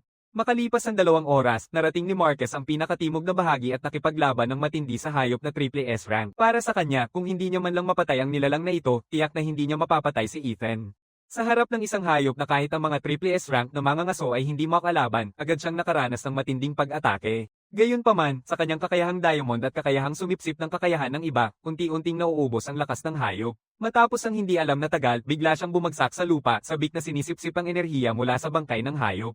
Sa sandaling ito, nakangiti siya ng baliw. Minsan, upang maging mas makapangyarihan ang kanyang pamilya, sinanay siya mula pagkabata sa ilalim ng pangangalaga ng kanyang ama upang maging isang walang awa na killing machine. Kaya gagawin niya ang lahat para lumakas. Matapos harapin ng hayop, bumalik siya kay Luke Iana. Medyo nagulat si Luke Iana nang makita na tinulungan siya ni Marquez na harapin ang hayop na matagal nang nagpapahirap sa kanya. Dahil tapos ka na, ibibigay ko na ang kalahati ng mga batong mahika ng Arctic na hayop gaya ng napag-usapan. Pero tumawa si Marquez nang marinig ito at walang pakialam na sinabi, nainom ko na lahat ng mga batong mahika. Dahil dyan, inabot ni Marquez ang kanyang kamay at mabilis na umatake sa kanya. Sa kabutihang palad, handa si Luke Iana at sa isang banayad na pagtutok ng kanyang daliri, sa susunod na sandali, isang nakakatakot na presyon ang bumaba mula sa itaas, pinipigil ang buong katawan ni Marquez na hindi makagalaw. Sa susunod na sandali, parang multo, lumitaw sa likod ni Luke Iana si Marquez, ngunit sa isang banayad na galaw ni Luke Iana, naging isang lawan ng dugo ang kanyang anyo. Tumingin si Luke Iana kay Marquez ng malamig. Inaalis niya ang kanyang bloodstained na sombrero na nagbubunyag ng isang mukha na matagal ng wasak. Sapat na ang mga mahiwagang bato na iyon upang gawing 10 beses na mas malakas ang lahat ng mga mangangaso sa S-Country, ngunit ikaw ang umubos ng lahat ng mga iyon. Balak mo bang maging kalaban ng buong bansa S? Hindi sumagot si Marquez. Sa halip, sumasagot siya gamit ang walang katapusang mga kopya, ngunit sa sandaling lumabas ang mga ito, nagiging mga lawa ng dugo ang mga ito. Ngunit, ito ay talagang panlilinlang ni Marquez. Habang abala si Luciana, sinasamantala niya ang pagkakataon na iligtas ang pulang buhok na babae na hawak-hawak bilang banta sa likod niya. Ngunit labis nitong pinapagalit si Luciana. Kung ganoon, mamatay ka na, sa isang walang pakundangang galaw, ang mga bato sa paligid ay naging mga meteor at bumagsak ng walang awa papunta sa babae. Sa kabutihang palad, sa kritikal na sandaling ito, walang pag-aatubiling inililigtas ni Marquez ang babae. Kasabay nito, nagsisimula siyang umikot ng kakaiba at isa-isa, lumalabas mula sa kanya ang mga clone. Bawat isa ay may iba't ibang ekspresyon na kumakatawan sa bawat kakayahang kanyang nasipsip. Gaya ng dati, libo-libo at libo-libo pang kakayahan ang bumabagsak kay Luciana, ngunit nananatili ang kanilang kapalaran. Hinahayaan lang ni Luciana na mag-flash ang kanyang mga daliri at lahat ng mga clone ay nagiging makukulay na paputok na sumisilay sa ibabaw ng kastilyo. Pero hindi dito nagtatapos ang lahat. Sa mismong sandali na naglalaho ang mga clone, isang nakakatakot na itim na butas ang lumitaw mula sa kawalan, handang isubo ang tunay na katawan ni Marquez.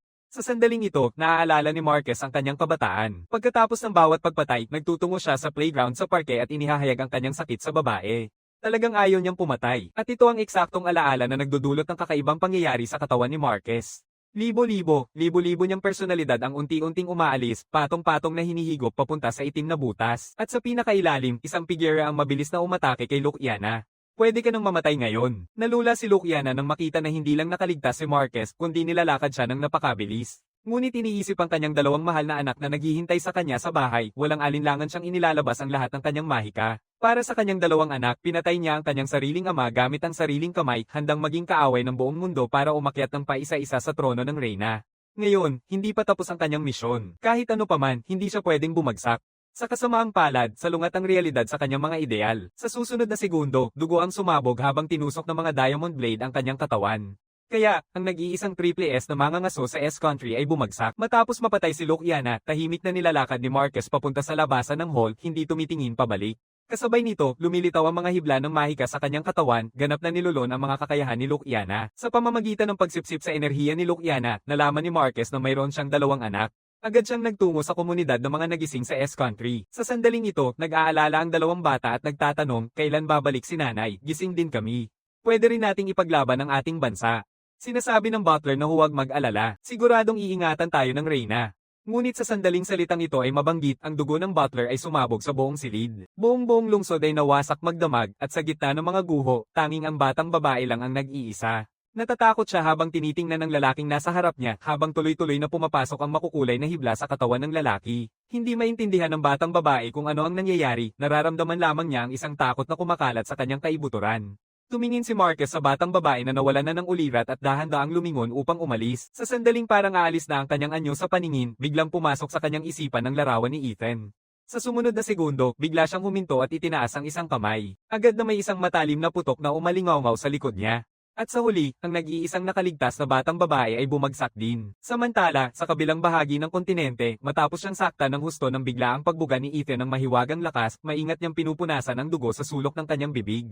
Sa susunod na sandali, muling sumabog ang nakakatakot na kapangyarihan mula kay Lucas. Mahigpit niyang niyayakap si Ethan, saka pinagsasama ang kanyang mga kamay. Sa susunod na sandali, walang katapusang enerhiya mula sa pintuan ng dugo ang muling sumisirit sa katawan ni Ethan, parang isang Diyos demonyong bumababa. Natutunan ni Ethan na makalaya mula sa mga hadlang ni Lucas at muling nabubuhay. Nakita ito ni Lucas, muling pinagsasama-sama ang kanyang mga kamay, at sa susunod na sandali, libo-libong patak ng dugo ang sumabog mula sa kanyang mga kamay. Gaya nito, unti-unting nawawala ang katinoan ni Ethan sa masakit na siklo ng kamatayan at muling pagsilang. Sa huli, sumuko na siya, bumagsak sa isang lawa ng dugo, paulit-ulit na inuulit ang siklo ng kamatayan. Upang muling pasiglahin ang kagustuhan ni Ethan na mabuhay, araw at gabi siyang nagsusumikap na iligtas ang kanyang ina. Pinipilit siyang umupo ng katulong sa kanyang tabi at huwag masyadong magpuyat. Pero kahit naubos na ni Dr. Shen ang kanyang lakas, nagpumilit pa rin siya hanggang sa maputokan siya ng dugo at hindi na nakayanan ng katawan ni Dr. Shen, bumagsak ng malakas sa lupa. Inaalala ng katulong ang kanyang sarili upang tingnan siya, ngunit hindi alintana ni Dr. Shen ang kanyang kalagayan, tahimik na sinasabi na tapos na ang paggamot bago tuluyang mawala ng malay. At this moment, unti-unting binubuksan ni Ginang. Tangang kanyang mga mata habang nakahiga pa rin sa kama ng ospital. Ang unang ginawa niya pagkagising ay hanapin ang kanyang anak, ngunit nang makita si Ethan na naging halimaw sa mga guho, ang una niyang reaksyon ay tumalikod at tumakbo palayo. Iniisip ni Ethan na tumatakbo ang ina niya dahil hindi siya makilala, ngunit ang hindi niya alam ay mula pa noong simula, natatakot na ang ina niya. Natakot siya na ang batang ito na naging halimaw ay makasakit sa kanya. Mahina niyang tinawag si nanay, dahan-daang umaakyat papunta sa kanyang ina, pero sa sandaling mahawakan niya ito, hindi nag-atubiling saktan siya ng nanay niya ng palo sa mukha. Lalong lumalabo ang kanyang sira ng mukha at napapikit ang kanyang ina sa takot. Sa sandaling ito, unti-unting lumilitaw ang anyo ni Lucas. Kaya pala, ginagamit lang ang nanay mo bilang panakot, hindi alam ni Ethan kung paano sisigot. Nang maramdaman ng panlilinlang, muling sumabog si Lucas ng nakakatakot na enerhiya. Tuluyan niyang susunugin ang malamig na halimaw na ito. Ngunit sa susunod na segundo, isang malamig na kislap ang kumikislap at muling bumagsak si Lucas sa isang lawa ng dugo. Pero sa pagkakataong ito, hindi na gumagaling ang kanyang ulo. Sa halip, mga kakaibang puting hibla ang lumalabas mula sa kanyang bibig. Pagkatapos, ang mga puting hibla ay biglang sumugod sa katawan ni Ethan ng walang babala. Sa susunod na sandali, biglang naging lila ang mga mata ni Ethan at naging pambabae ang kanyang mga galaw. Ang katawan na ito ay ganap na perpekto. Ang dahilan kung bakit ganito na si Ethan ay dahil sa babaeng ito. Siya lang ang nag-iisang may kakayahang magmay-ari ng Triple S na ranggong kapangyarihan. Layunin niyang hanapin ang pinakamalakas na tao sa mundo, pilit na makisama sa kanya at gawing kanyang sasakyan ang kanyang katawan, ayon sa pagkilala ng mundo, pinakamalakas noong panahong iyon. Si Lucas ang kanyang walang pag-aalinlangan na pinili. Ngayon, biglang napagtanto ng parasitiko na mas malakas pa ang kapangyarihan ni Ethan kaysa kay Lucas, kaya't determinadong iniwan niya ang katawan ni Lucas at sinakop ang katawan ni Ethan. Sa sandaling kontrolin ng parasite ang katawan ni Ethan, nagsimula ng bumaho sa kanyang isipan ng mga alaala ng kanyang kabataan. Noong bata pa si Ethan, malupit siyang iniwan ng kanyang ina. Hindi niya maintindihan kung bakit siya iiwan ng ina niya, kaya pinili niyang tapusin ang sariling buhay. Pero sa sandaling hiwa niya ang braso niya gamit ang basag na bote, palaging lalabas ang nakakainis na mga buto mula sa mga sugat. Ulit-ulit siyang nagsubok, ngunit palaging nabibigo. Hindi niya kailanman natapos ang kanyang miserable na buhay, lalo na kapag pakiramdam niya lubos na siyang nawawala ng pag-asa. Nagbago ang puso ng kanyang ina at bumalik sa kanyang tabi. Hindi pinagsisisihan ni Ethan ang kanyang ina. Sa halip, paulit-ulit siyang humihingi ng tawad sa kanya. Kasalanan ko lahat ito. Hindi pa rin nawawala ang bagay na ito sa katawan ko kahit anong gawin ko. Nakikita ang maliliit na kamay ni Ethan na puno ng mga tinik ng buto, sa wakas ay naisip ng kanyang ina kung gaano kalaki ang naging kasalanan niya sa kanya. Hinawakan niya ng mahigpit si Ethan sa kanyang mga braso at paulit-ulit siyang pinapalakas ng loob, sinasabing huwag siyang sisihin.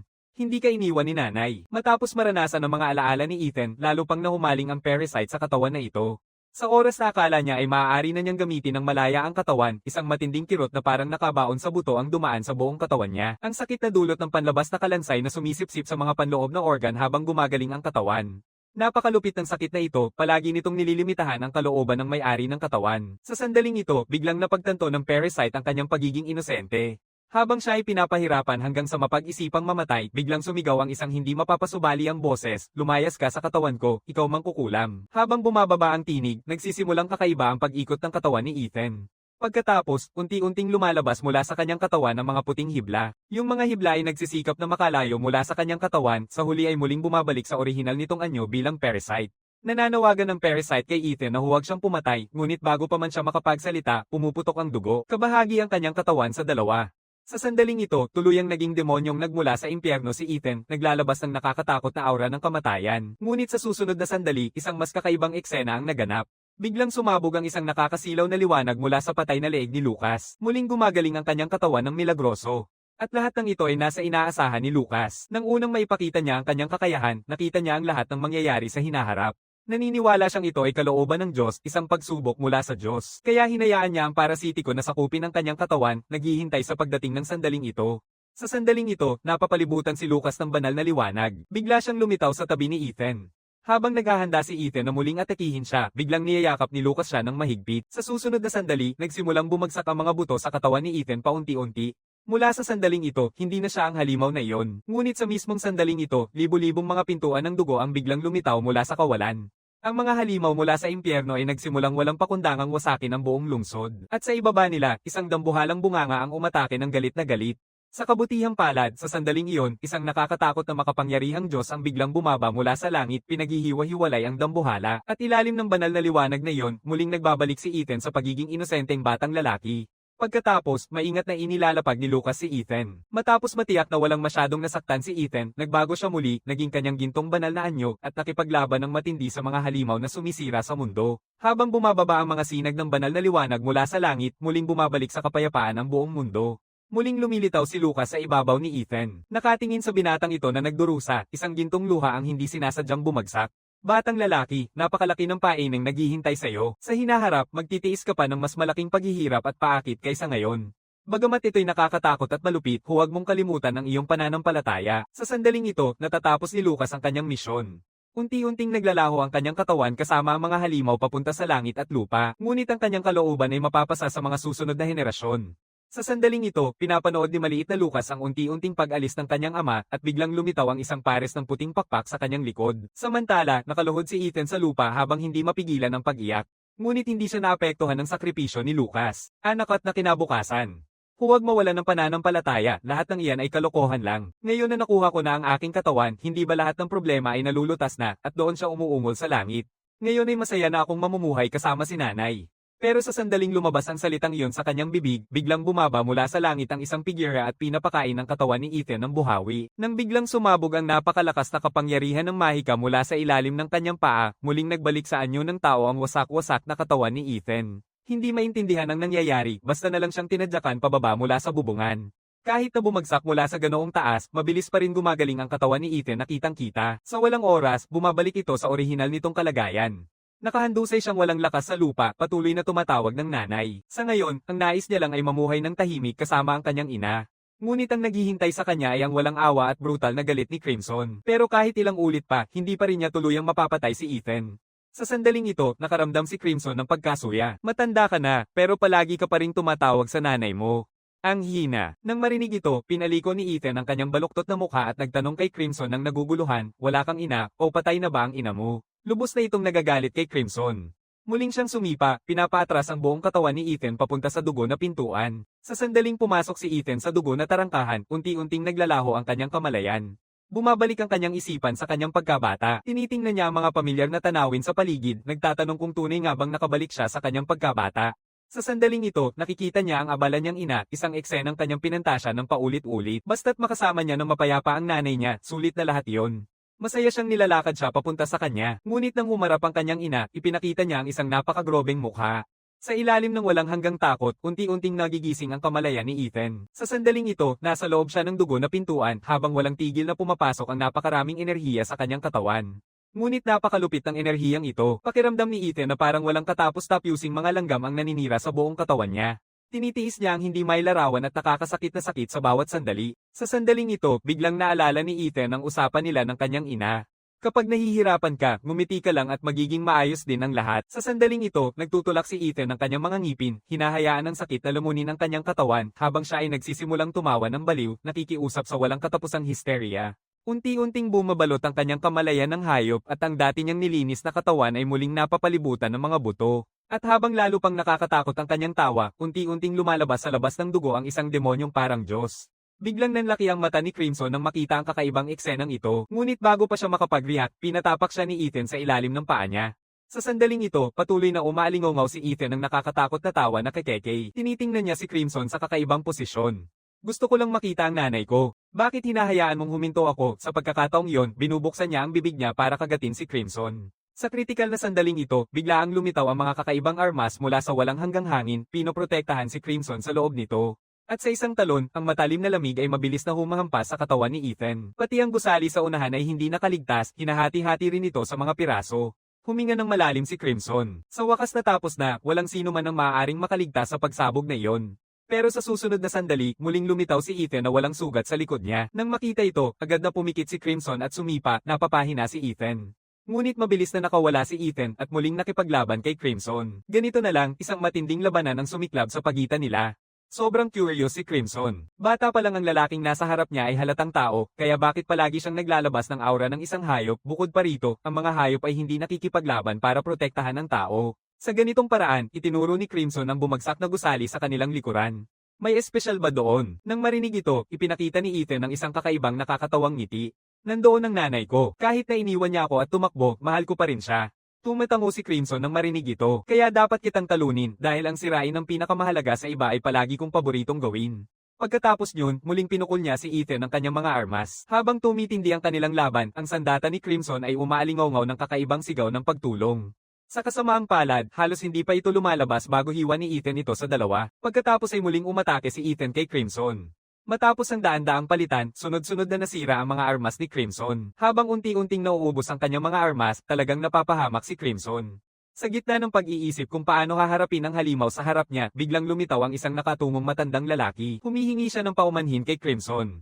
Nakolekta na ang iyong hiningi. Tumingin si Crimson sa tambak ng mga bangkay sa likod ng panday at kumikilala sa kanya, pagkatapos ay ipinagpatuloy ang laban kay Ethan. Pagkatapos, yumuko ang matandang nakayuko sa tabi ng mga bangkay, binago ang kanyang braso bilang isang bakal na martilyo, at paulit-ulit na tumama sa tambak ng mga bangkay. Sa ilang saglit, nakabuo siya ng isang meteor hammer na gawa sa mga bangkay. Nang makita niyang tapos na ang kanyang gawa, agad na inabot ng panday ang armas kay Crimson. Nagpapalakas si Crimson ng kaunting puwersa, at ang malaking meteor hammer ay bumato kay Ethan na parang isang meteor. Sa napakalakas na epekto ng meteor hammer, tinangay si Ethan ng lakas nito. Sa oras na akala ni Crimson na kaya niyang baguhin ang takbo ng laban gamit ang sandatang ito, nakakawala si Ethan mula sa pagkakahawak ng meteor hammer at sinisira ito ng husto. Handa nang ipagpatuloy ni Ethan ang kanyang pag-atake, ngunit sa sumunod na sandali, isang demonyong espada ang biglang hamarang sa kanyang daan, at ang may-ari nito ay walang iba kundi ang dati niyang pinakamalapit na kaibigan. 5 taon na ang nakalipas upang maitala ang lahat sa panahon ng laban, partikular na bumili si Crimson ng isang mata sa bansa, at ang mahikal na lakas ng demonyong tibak na ito ay nagmumula sa may-ari ng mata na iyon. Sa susunod na sandali, biglang bumukas ang kanan niyang mata na makikita ang mata ni Crimson. Nagsimula ng pawis na pawis si Ethan. Muling nagbabalik sa isipan ni Ethan ang mga eksena mula sa nakaraan na parang isang slideshow, at ang pamilyar na mukha ay tuluyang nagpapatigil kay Ethan sa lugar. Tumingin si Crimson mula sa itaas kay Ethan. Kaawa-awang mong gago, iniwan ng iyong matalik na kaibigan. Sa salitang iyon, kumikislap ang espada ni Crimson, at ang di mabilang na mga palo ay pumuputol sa katawan ni Ethan hanggang sa maging piraso. Ngunit hindi naglaho ang kaluluwa ni Ethan. Sa halip, ito ay dumating sa isang misteryosong puting kawalan. Nauupo siya sa harap ng kaibigan niya habang malalaking luha ang dumadaloy sa kanyang mukha. Sinasabihan siya ng kaibigan na huwag malungkot, hindi ko sisihin ka dahil magkaibigan tayo. Bagamat ang kanyang pakikiusap ay tila mainit, puno ng pagsisisi ang puso ni Ethan. Dahil siya ang naging sanhi ng kamatayan ng pinakamatalik niyang kaibigan, tuloy-tuloy na nilalaso ng walang katapusang pagkakasala at pagsisisi ang katinoan ni Ethan. Kahit muling mag-regenerate ang kanyang katawan, lalong tumitindi ang sakit ng kanyang isipan, kaya paulit-ulit niyang pinutol ang kanyang ulo, nagtatangkang tapusin ang walang katapusang paghihirap na ito. Ngunit walang saysay lahat iyon. Ano man ang kanyang subukan, palaging muling nagbubuo ang kanyang katawan ng buo. Sa sandaling ito, tinitigan ni Ethan si Crimson ng may nakakatakot na ekspresyon. Ikaw ba ang makakapatay sa akin? Biglang nanlaki ang mata ni Crimson nang marinig ito. Bagamat hindi niya alam kung ano ang pinagdaanan ng lalaking ito, nararamdaman niya ang matinding panganib kaya't walang pag-aatubili siyang agad na umatake. Sa susunod na sandali, biglang bumagsak ang matibay na baluti ng mga buto ni Ethan. Ngunit bago pa makapagdiwang si Crimson, isang napakalakas na kapangyarihang mahika ang sumalubong kay Ethan na parang alon, patuloy na nag-aayos ng kanyang sirang katawan. Ang kanyang katawan ay mabilis na gumagaling sa nakikitang bilis. Nakikita ito, agad na nagsimula si Crimson ng ikalawang atake. Sa paulit-ulit na mga suntok, mabilis na napupuno ng mga basag na bahagi ng katawan ni Ethan ang lupa. Ngunit kahit ang mga ataking ito ay hindi pa rin siya tunay na nasasaktan. Nakikita ang impyernong eksenang ito, labis na nasisiyahan si Crimson, parang ang paghihirap ng iba ang siyang pinagmumulan ng kanyang kasiyahan. Ngunit ang paggaling ni Ethan ay lampas sa kanyang inaasahan. Kahit ilang beses siyang mabasag, palaging agad na nagre-regenerate ang katawan ni Ethan. Sa galit, binato siya ni Crimson papunta sa lawa. Sinubukan niyang gamitin ang haplos ng hapunan upang harapin ang nakakaabala na halimaw na ito. Habang patuloy na lumulubog ang katawan ni Ethan, unti-unting nawawala ang kanyang kamalayan dahil sa hapdi ng paghihingalo. Sa kanyang huling sandali, muling bumabalik sa kanyang isipan ang mga pamilyar na larawan ng kanyang ina. Ngunit sa pagkakataong ito, ang nakikita niya ay ang takot at pagkasuklam na ekspresyon ng kanyang ina. Sa sandaling ito, bigla niyang napagtanto na lahat ng ito ay walang iba kundi kanyang sariling mapagkalingang pag-iisip. Walang awa na pinapahirapan ng katawan at isipan nitong kawawang bata. Sa sandaling halos bumagsak na si Ethan sa kanyang isipan, biglang lumitaw ang napakaraming pulang floodgate sa langit. Walang hanggang lakas ng mahika ang bumabaha tulad ng isang langit na ilog na bumubuhos, sumasakop sa ilalim ng lawa. Sa ilalim ng epekto ng mahikang ito, muling bumangon si Ethan at ang kanyang bala na baluti ay naging mas nakakatakot at nakakatakot kaysa dati. Sa pagpapahusay ng Bloodgate Magic, muling nagbago ang kanyang katawan. Ngunit hindi pa rin napapansin ni Crimson ang kabuuan ng sitwasyon, nananatili ang kanyang mukha na puno ng pang-iinsulto. Sa hindi inaasahang paraan, sa susunod na sandali, isang sinag ng dugo pulang liwanag ang dumaan, agad na pinutol ang kanyang bungo. Sa susunod na sandali, ang berdeng slime ay dumaloy mula sa sugat, mabilis na nagpagaling sa kanyang hiwa na halatang nakikita. Ang biglaang atake ni Ethan ay ganap na nagpagalit kay Crimson. Nagngangalit ang kanyang mukha sa galit, puno ng walang katapusang ugat na namumuo sa mga mata niya. Matindi siyang sumipa papunta kay Ethan. Sa ilalim ng matinding pagtama na ito, muling napunit ang katawan ni Ethan sa piraso-piraso. Sa kabutihang palad, taglay ni Ethan ng isang walang kamatayan na katawan at muling binubuhay siya ng walang katapusang lakas ng mahika. Ang kanilang laban ay pumasok na sa isang matinding yugto. Bagamat pareho silang may walang hanggang kakayahan, malinaw na mas may kalamangan si Crimson. Kailangang magpumiglas ni Ethan para mabuhay sa walang sawang pag-atake ni Crimson. Sa susunod na sandali, muling magpapalabas si Crimson ng napakaraming talent na nag-iiwan kay Ethan na ganap na walang laban. Ang katawan ni Ethan ay itinulak papunta sa kalawakan. Nais ni Crimson na tuluyang isara si Ethan sa madilim na kawalan na ito, ngunit sa susunod na sandali, nagkaroon ng panibagong pagbabago sa katawan ni Ethan. Sa isang malakas na pagputok, kakaibang nahihiwalay ang ulo niya mula sa katawan. Ito ay bumabagsak ng mabilis patungo sa lupa. Sa matinding alitan, ang ulo ay nagiging isang nagliliyab na meteor, mabilis na bumabagsak. Pinipigil ni Crimson ang kanyang sarili sa lugar na ito. Dahan-dahan niyang pinipigilan ang kanyang mga galaw, nakatutok ang mga mata sa posisyon ng meteor. Sa sandaling tumama ang meteor sa lupa, nagre-regenerate ang katawan ni Ethan. Nakatingin ang kanyang mga mata kay Crimson. Samantala, sa kabilang bahagi ng kontinente, pinagmamasdan ni Marquez ang lungsod sa ibaba. Sa isang banayad na paggalaw ng kanyang kamay, agad na naging mga gulo ang buong lungsod. Pagkatapos ay nagsimulang magbago si Marquez sa isang napakakakaibang paraan. Patuloy na bumubuhos ang makukulay na hibla ng mahika sa kanyang katawan. Hindi niya kayang makita siyang ganito ang sakit. Patuloy siyang nananawagan na tumigil. Hindi ito ang iyong kasalanan. Tumigil si Marquez nang marinig ito. Hindi mapapantayan ng dalam hiteng sumisibol sa kanyang puso. Naalala niya ang unang pagkikita nila ni Ethan nang malaman niyang ang kakayahan ni Ethan ay bala na buto. Hindi siya nag-atubiling saktan siya, pero hindi naman galit si Ethan. Sa halip, masaya niyang humingi ng paumanhin sa kanya. Mas lalo niyang pinalala ang kanyang pagkadismaya, kaya isinambat niya ang lahat ng galit niya kay Ethan. Sinasabi nga nila, nagkakatugma ang kasamaan. Susunod, isang massacre ang naghihintay kay Marquez. Sa sandaling ito, nakatanggap si Vera ng ulat mula sa kanyang mga tauhan. Magdamag, lahat ng mga ngaso sa hilagang silangan ng ex na bansa ay pinaslang. Galit na galit si Vera nang marinig ang balitang ito. Agad niyang pinangunahan ang lahat ng kanyang mga tauhan papunta sa kinaroroonan ni Marquez. Sa sandaling ito, matatag niyang pinipilit si Marquez sa ilalim ng kanyang paa. Narinig kong pinatay mo ang aking mga anak. Sa tingin mo kaya mong harapin mag-isa ang 100 milyong mga ngaso, ngayon ay napapalibutan si Marquez ng daan-daang milyong hukbo ng mga manika. Sa sandaling malapit nang umatake ang hukbo ng mga puppet kay Marquez, biglang sumabog ang isang malakas na pagsabog sa walang laman na lupa.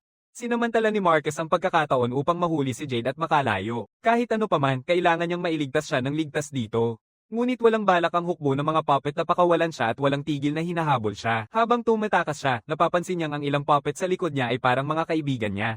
Biglang sumabog ang matinding kalungkutan sa kanyang dibdib, naaalala ang isang matagal nang nakalimutang alaala. Minsan ay mayroon siyang grupo ng mga kaibigang may parehong paniniwala at nagpasya silang kapag may isa sa kanila na namatay ng aksidente, susubukan nilang isama ang enerhiya nito sa sarili nilang katawan. Sa ganitong paraan, kahit na pumanaw na sila, maaari pa rin silang magsama bilang enerhiya. Ngunit sa kasamaang palad, malamang na hindi na matutupad pa ang hiling na ito ngayon. Dahil ang dalawang kaibigan niya ay naging mga puppet ni Vera, tahimik na nangakong papatayin niya si Vera at aakayin ang kanilang pagkamatay. Matapos dalhin si Jade sa isang ligtas na lugar, agad na umalis si Marquez. Kahit anong sakit ang kanyang pagdadaanan, kailangan gawin niya ito. Tumatalon siya kay Vera, humarap sa daan-daang milyong hukbo ng mga puppets. Hindi natatakot si Marquez, nanatili ang binata na napakakalma na para bang walang nangyayari. Ito ang dahilan kung bakit labis na nababahala si Vera. May napakagaspang siyang pakiramdam na may tinatago si Marquez na isang lihim at hindi nagtagal ay natupad ang kanyang hinala. Si Marquez ay nagpapatawag ng walang bilang na mga kopya sa isang napakakakaibang paraan. Parang mga demonyong nagmumula sa impyerno, sinisibol nila ang hukbong puppets gamit ang kanilang mga tibak. Patuloy na bumabagsak ang mga katawan sa paligid ni Vera. Biglang lumaki ang mga pupil niya dahil may nadiskubre siyang nakakatakot. Ang kapangyarihang sumabog mula kay Marquez ay lampas na sa ranggong Triple S. Siya ay may hawak na kapangyarihang hindi kabilang sa dimensyong ito, higit pa sa hangganan ng tao ang kanyang kapangyarihan. Sa ilalim ng nakamamanghang aura ni Marquez, nakakaramdam ng takot ang hukbong puppets. Nagmumukha silang gustong tumakas. Ang takot na ito ay likas na instingto ng katawan, nananatili kahit na nawala na ang kamalayan. Nakikita ang paglala ng sitwasyon, sinimula ni Vera na manipulahin ang hukbong puppets. Huwag kang matakot, nasa likod mo ako. Kung mamatay ka, maaari kitang buhayin ng walang katapusan. Kaya ibigay mo ang lahat at sumugod ng walang pag-aatubili. Sa sigaw ni Vera, walang bilang ng mga puppet ang sumugod kay Marquez na parang mga zombie. Ngunit dahil sa malaking agwat ng lakas, ang hukbo ng mga puppets ay parang mga tupa sa pagpatay, mabilis at madali silang pinaslang ni Marquez. Nabigla si Vera sa eksenang ito, hindi niya maintindihan kung bakit matatalo ang kanyang mapagmalaking hukbo ng mga puppets sa taong ito. Sa sumunod na sandali, marahas na pinutol ni Marquez ang kanyang ulo. Sa huling sandali niya, muling naglaro sa kanyang isipan ang mga eksena mula sa kanyang pagkabata, isa-isa. 10 taon na ang nakalipas, sinalakay ang kanyang bayan. Nanghihingi ng tulong ang kanyang kapatid, nananawagan sa mga mananakop na huwag silang pumatay. Ngunit ang natanggap niya ay isang napakasaklap na kamatayan. Batang Vera ang nakakita nito lahat. Tahimik siyang nangakong magiging mas malakas upang balang araw maipaghiganti ang kanyang kapatid at maprotektahan ang mga mahal niya. Sa pagkakataong ito, unti-unting nawawala si Vera sa malay. Matapos ang isang mahirap na laban, pagod na pumasok si Marquez sa pinto ng kuweba. Nagulat si Jade nang makita ito. Agad siyang tumakbo papunta kay Marquez. Marquez, saan ka pumunta? Hindi mo ba alam na sobrang nag-alala ako? Natakot ako na hindi ka nababalik. Sabi ni Marquez ay ayos lang siya, naresolba na niya ang isang maliit na problema. Habang nag-uusap sila, isang hindi inaasahang bisita ang dumating. Lumapit siya kay Marquez, hawak ang isang misteryosong bagay. Maingat na sinisiyasat ni Marquez ang babae at tinatanong kung bakit siya nandito. Sabi ng babae na nais niyang maghayganti kay Ethan. At dahil kaaway din niya si Ethan, balak niyang makipagsabuatan kay Marquez para maghayganti ng magkasama. Samantala, sa kabilang bahagi ng kontinente, si Ethan ay lumalabas na parang demonyo mula sa impyerno. Sa isang malakas na pagsabog, mariing pinakawalan si Crimson sa lupa. Ngunit hindi pa dito nagtapos ang atake ni Ethan. Hinatawag niya ang Blood Cavern at itinapon si Crimson dito. Di inaasahan, sa sandaling nahulog si Crimson sa Blood Cavern, niyakap niya ng mahigpit ang katawan ni Ethan. Habang humihigpit ang kapit ni Crimson, ginagamit niya si Ethan bilang pananda, nakasabit siya sa ibabaw ng dugo na pintuan. Sa gitna ng pagkalito ni Ethan, ngumiti si Crimson ng may pang-iinsulto. Isang napakadelikadong plano ang pumasok sa kanyang isipan. Sa susunod na sandali, binabago niya ang lahat ng kanyang lakas sa lason, pinipili ito sa kanyang palad. Pagkatapos, gamit ang kanyang braso bilang daan, ipinapasa niya ito sa katawan ni Ethan. Sa susunod na sandali, ang katawan ni Ethan ay naparalisa ng toxin, tuluyang nawawala ang pakiramdam. Nakikita ito, ngumiti si Crimson ng nakakatakot. Hindi ka pa nakatakas sa sumpang lugar na ito. Kung ganoon, samahan natin siya. Dinala niya si Ethan sa Blood Cavern kasama niya. Walang balak si Crimson na palayain si Ethan ng basta-basta. Mahigpit niyang hinahawakan ang leeg ni Ethan. Sa isang malakas na putok, libu-libong lason ang bumubuhos mula sa kanyang palad papunta sa katawan ni Ethan. Napalipad si Ethan sa nakakatakot na atake na ito, ngunit hindi pa tapos ang pag-atake ni Crimson. Inilalagay niya ang lahat ng kanyang lakas sa kanyang palad at muling tinatamaan si Ethan. Labis ang tiwala ni Crimson sa kanyang atake. Walang makakatagal sa kanyang pinakamatinding teknik, ang kamay ng demonyo ng asin. Dahil ito ang kanyang pinakamatinding kakayahan. Pinagsasama-sama ang lahat ng biological na lason sa mundo, tinitingnan ni Crimson ang katawan ni Ethan na wasak ng mga toxin at hindi makagalaw. Ibinubunyag niya ang isang mapanuyang ngiti, hindi ka ba matatag, ituloy mo lang kung kaya mo. Sa hindi inaasahang pagkakataon, biglang nakawala si Ethan. Hinahampas niya si Crimson, na nagtulak sa kanya palayo. Sa susunod na sandali, biglang lumitaw si Ethan sa harap ni Crimson at tinanong siya kung ano ang pakiramdam ng tamaan. Tumawa si Crimson at sinabing nakakabighani ito. Nung bata ako, palagi akong nananalo. Natalo ko ang libo-libong kalaban, ngunit walang makakatumbas sa pakiramdam ng pagtama ngayon. Yung pakiramdam ng dugo na nag-iinit, bawat nerbyo na naninigas habang tinatamaan, mas masaya kaysa sa lahat ng naunang nararamdaman. Mabilis na nilulo ng masamang hangin na ito sina Crimson at Ethan habang lumalakas ang tornado, patuloy na sinisipsip ng masamang hangin si Ethan. Hindi rin nakatakas si Crimson sa kanyang tabi. Parang inilaglag siya sa isang hilinga ng karne, ang mga buto ay sumasabog ng paisa-isa. Parang pumasok sa isang buhay na impyerno. Sa ilalim ng dambuhalang buhawi, unti-unting nawawala ang kamalayan ni Crimson. Naalala niya ang mga alaala noong kabataan kasama ang kanyang ama. Noong bata pa si Crimson, walang magawa habang sinisipsip ng apoy ang kanilang tahanan. Kaya tahimik siyang nangakong magiging malakas. Malakas na malakas upang isang araw mapagtagumpayan ang kanyang ama. Sa huli, sa pamamagitan ng walang humpay na pagsisikap, tunay niyang pinugutan ng ulo ang kanyang sariling ama. Iniisip na ang kanyang ama ay namatay sa kanyang sariling kamay, hindi maipaliwanag na kawalan ng pag-asa at pagkakasala ang bomb-alot sa kanyang isipan. Sa wakas, siya ay bumagsak sa isang lawa ng dugo, tuluyang nawala ng malay. Pagkatapos ng kamatayan ni Crimson, muling lumitaw ang panday na gumawa ng mga sandata para sa kanya. Dahan-dahang yumuko siya sa harap ni Crimson, ngunit hindi siya umiiyak. Sa halip, itinaas niya ang kanyang martilyo. Ginoo Crimson, sa wakas ay patay ka na. Iniuukol ng matanda ang lahat ng kanyang mahika sa martilyo. Ang ulo ni Crimson ay winawasak hanggang maging pira-pirasong laman. Sa sandaling ito, isang kakaibang pangyayari ang nangyayari. Ang durog na Crimson, ang kanyang dugo ay nagiging walang hanggang mga kopya na sumasalubong kay Ethan. Si Ethan ay napapalibutan ng isang hukbo ng mga halimaw. Paulit-ulit nilang tinutusok ang kanyang katawan gamit ang kanilang mga sibat. Matapos ang walang katapusang pagbibigay pansin, sa wakas ay napulbos si Ethan. Nakikita ang kanyang sarili sa isang lawa ng dugo, umiiyak si Ethan sa kawalang pag-asa. Hinding-hindi na niya muling makikita ang kanyang ina. Samantala, dahan-daang tumatayo si Ginang. Gusto niyang makita kung kumusta na ang anak niya. Pero nang makita niya ang anak na naging bangkay na nagmamakaawa pa rin sa kanyang ina, labis siyang nababahala. Sinasabi niya kay Doktor. Siya nadalhin siya agad sa kanyang anak. Samantala, sa kabilang bahagi ng kontinente, dinala ni Frost ang ulo ng kanyang asawa kay Marquez. Humihingi siya kay Marquez na buhayin ang kanyang asawa, nag-aalok na tutulungan siya nitong harapin si Ethan. Ipinapakita ni Marquez ang pagmamaliit. Sa isang malakas na pagputok, naputol din ang ulo ni Frost. Parang isang gutom na demonyo, sinisipsip ni Marquez ang lahat ng enerhiya ni Frost papunta sa kanyang katawan. Matapos niyang maabsorb ang kanyang enerhiya, hindi pa rin siya kontento. Kaya itinutuon niya ang pansin kay Blaze, ang asawa ni Frost. Nanghihingalo si Marquez habang walang sawang nilulon ang mahika ni Blaze hanggang sa maubos ang lahat. Doon lang siya huminga ng malalim. Matapos maabsorb ang mga kapangyarihan ni Frost at Blaze, nararamdaman ni Marquez na puno ng lakas ang kanyang katawan. Nagpasya siyang maghiganti kay Ethan bukas. Natatakot si Jade nang marinig ito. Ayaw niyang gumawa ng isang handgal si Marquez. Dahil kung haharapin ni Marquez si Ethan ngayon, tiyak na mamamatay siya. Siya lang ang tanging emosyonal na sandigan ni Marquez sa mundong ito. Nang siya ay 6 na taong gulang, pumanaw ang kanyang ama, kaya naiwang walang suporta sa pananalapi ang pamilya. Mula noon, biglang nagbago ang kanyang kapatid. Naging marahas ang kanyang ugali, palaging gumagamit ng karahasan laban sa mga nasa paligid niya. Madalas ding inaabuso siya nito. Sa kabutihang palad, nang siya ay 16 na, naigising niya ang kanyang kakayahan. Inisip niya na kapag naging mangangaso na siya at kumita, hindi na siya gagawin ng ganoon. Ngunit sa pagkakataong sana ay makatulog na siya dala ang pag-asa, muling dumating ang kanyang kapatid para sa kanya. Nagmamakaawa siyang tumakas mula sa bahay. Ngunit sa susunod na sandali, hinabol niya siya at tinapakan. Mahusay siyang bumagsak sa lupa. Sinubukan niyang bumangon ngunit tinamaan siya ng walang katapusang suntok mula sa kanyang kapatid. Nagsusumamo siyang humingi ng tulong, umaasang may makakatulong sa kanya sa paligid. Narinig ng kanyang ina ang mga sigaw at mabilis na lumabas, huminto, huwag mo nang saktan pa siya. Tumigil ka na ngayon. Nang marinig ito, sinipan ng kanyang kapatid ang kanilang ina. Malakas na bumagsak ang ulo nito sa lupa. Pagkatapos niyang umalis, desperadong tinawag ni Jade ang kanyang ina. Pero kahit gaano siya umiiyak, walang sagot. Doon niya napagtanto na patay na ang kanyang ina, pinagsasaksak ng sariling kapatid. Tahimik siyang nangakong gagantihan siya kahit ano pa ang mangyari. Kalaunan, nakipagkita si Jade kay Marquez sa isang parke. Naniniwala si Marquez na siya ay sinumpa, palaging pumatay ng tao nang hindi maintindihan. Sabi ni Jade na ang kanyang nagising na kakayahan ay ang regulasyon ng kapangyarihan at kaya niyang isara ang kanyang mahika. Natuwa si Marquez at gusto niyang agad niyang ipasara ang kanyang kapangyarihan. Ngunit huminto si Jade, sinabing may isang kondisyon. Bago iyon, kailangan niyang tulungan siyang pumatay ng isang tao. Hindi nag-atubili si Marquez at agad na pumayag. Pagkatapos ay kumatok siya sa pintuan ng kanyang pamilya. Nang makita si Jade's brother, agad na kinuha ni Marquez ang kanyang armas. Mabilis niya itong tinusok sa kanyang katawan. Pagkatapos mapatay ang kapatid ni Jade, bago pa man sila makapagdiwang, biglang dumating ang kapatid ni Marquez. Galit na hinarap niya si Marquez. Bakit mo siya pinatay? Hindi ka pa ba nakapatay ng sapat na tao? Nang makita si Marquez na kinakaharap, sinubukan ni Jade na gamitin ang regulasyon ng kapangyarihan upang alisin ang mahika ng kanyang kapatid.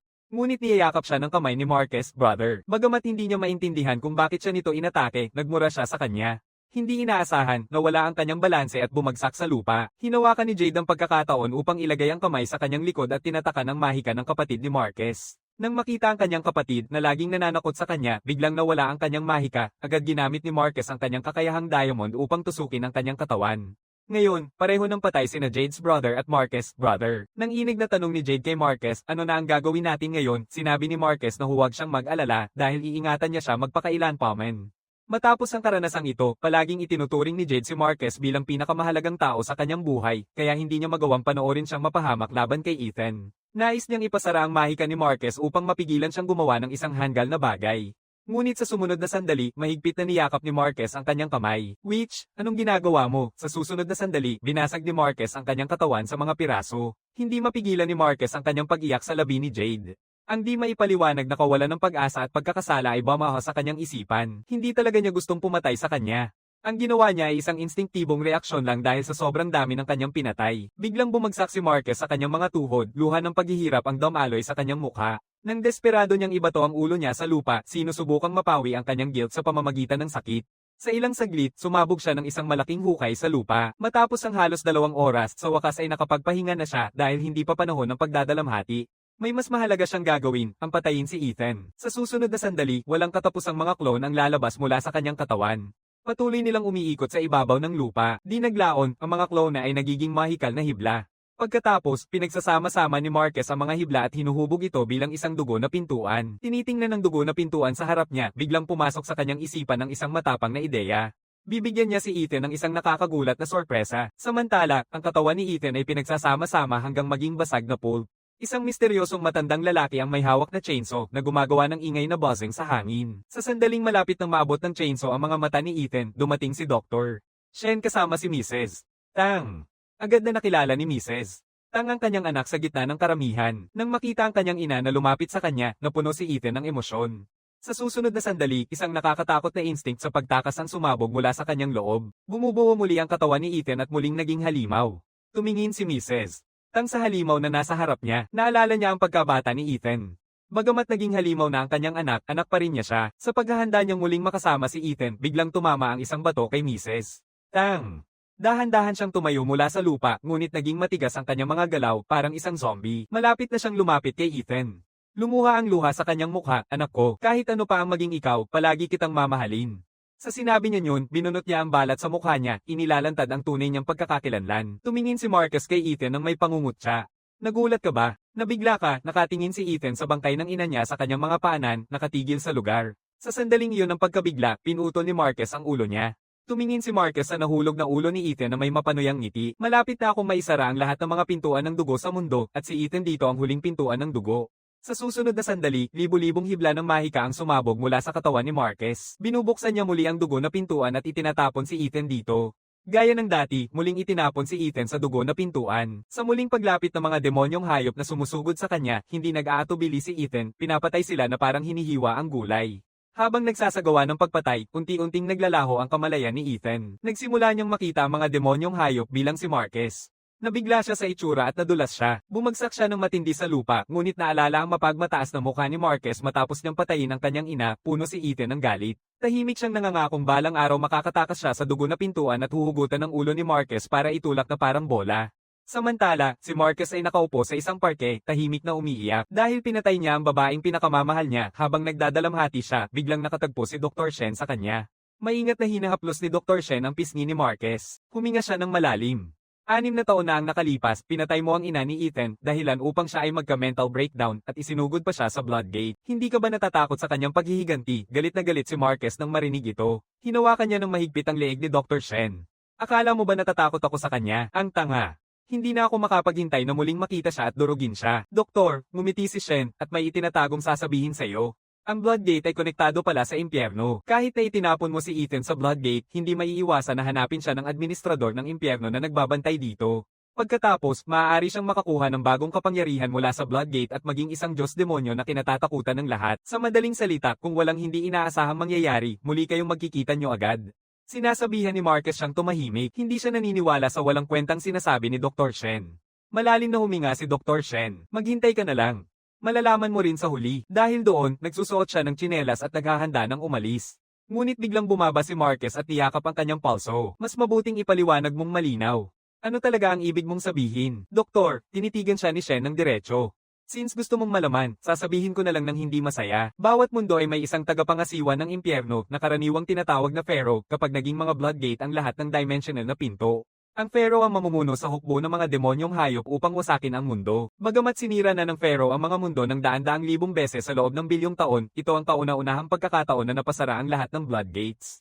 Nakasalalay sa mga batas ng universo kung babukas ang mga Bloodgate, kaya kahit ang Pharaoh ay hindi makikialam. Pero si Ethan, na ilang beses nang nakatakas sa Bloodgate, ay isang eksepsyon. Binago niya ang balanse ng dimensyon. Sa sapat na lakas, maaaring muling buksan ang mga dugo na pintuan. Kaya kapag muling nahulog si Ethan sa Bloodgate, maghahanap ang Pharaoh kay Ethan ng buong puso, pagkatapos ay ipapasa ang kanyang kapangyarihan sa kanya upang mabuksan muli ni Ethan ang Bloodgate. Samantala, tinatanggap ni Ethan ang pamana ng paraon.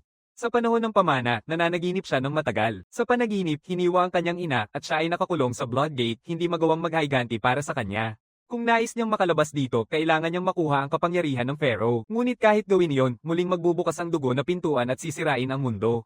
Ngunit kahit ganoon, nais pa rin ni Ethan na makatakas sa dugo na pintuan. Nais niyang maghiganti. Sa sandaling ito, nakukumpleto niya ang pamana ng paraon. Maraming lakas ng mahika ang sumasakop sa kanyang katawan na parang isang tsunami. Sa susunod na sandali, binabali niya ang kawalan. Dahan-dahang lumalabas siya mula sa dugo na pintuan. Sa sandaling ito, tumutubo mula sa likod ni Ethan ang mga pakpak ng kamatayan. Tanging mga impyernong demonyo ang may pakpak na para bang isang demonyo mula sa impyerno ang bumaba sa mundo.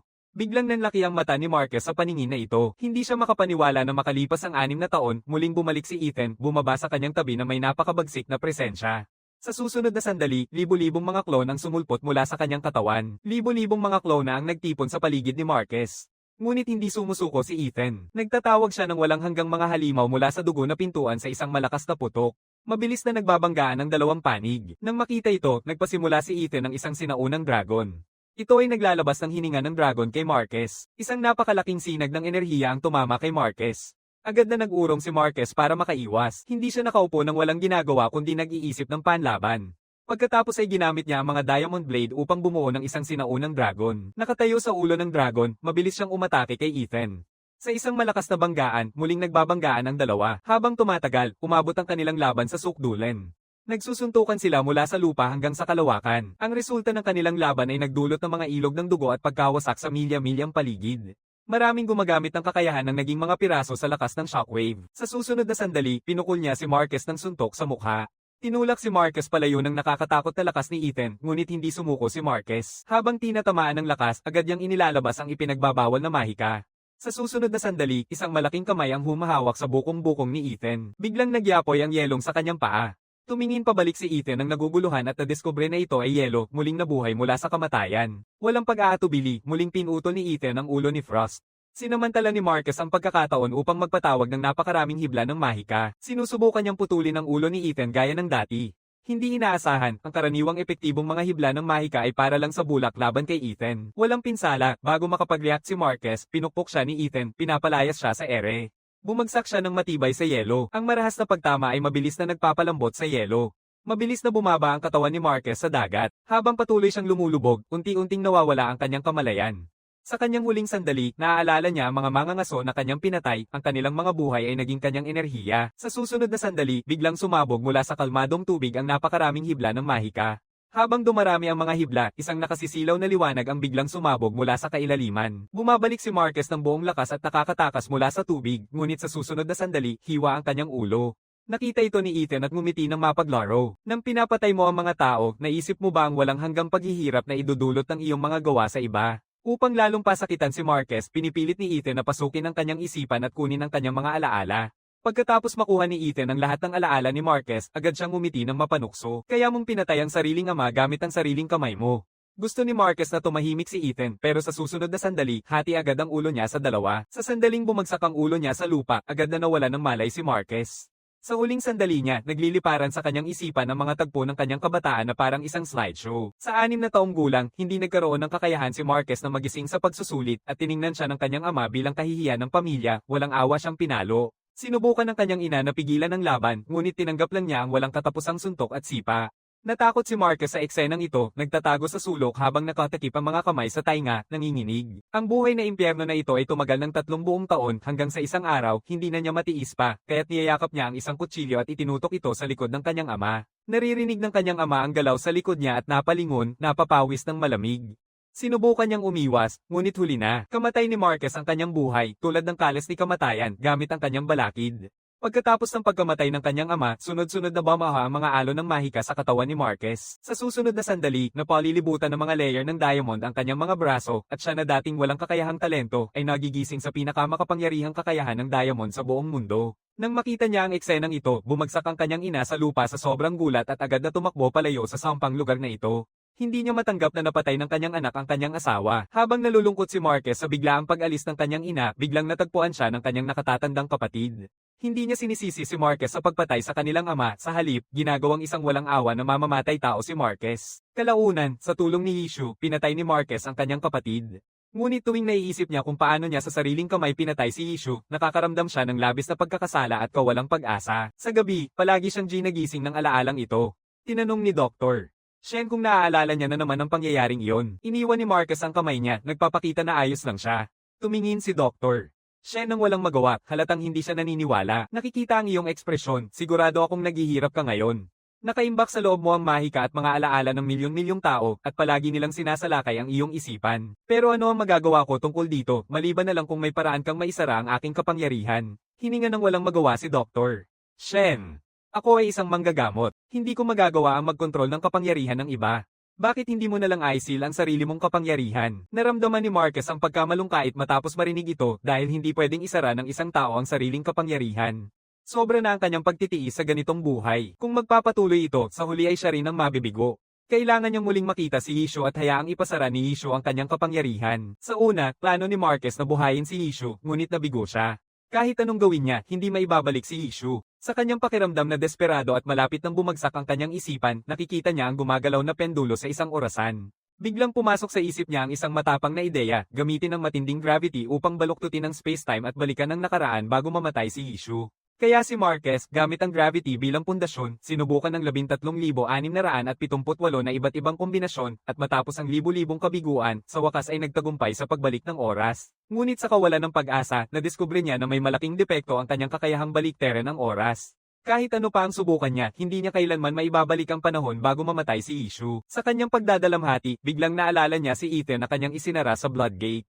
Posible bang noong isinara ko si Ethan sa Bloodgate at isinara ang huling pinto, tuluyang naputol ang linya ng panahon. At dahil namatay si Ishu bago pa mailagay si Ethan sa Bloodgate, kaya hindi ko na maibabalik sa bago pa mamatay si Ishu. Pagkatapos maunawaan ito, pakiramdam ni Marquez ay lubhang walang pag-asa, pero hindi siya sumusuko. Sinusubukan niya ang libo-libong paraan, ngunit kahit anong gawin niya, makakabalik lamang siya sa araw pagkatapos mailagay si Ethan sa Bloodgate. Pagkatapos noon, tumigil na siya sa pag-urong ng panahon. At lahat ng ito ay kasalanan ni Ethan.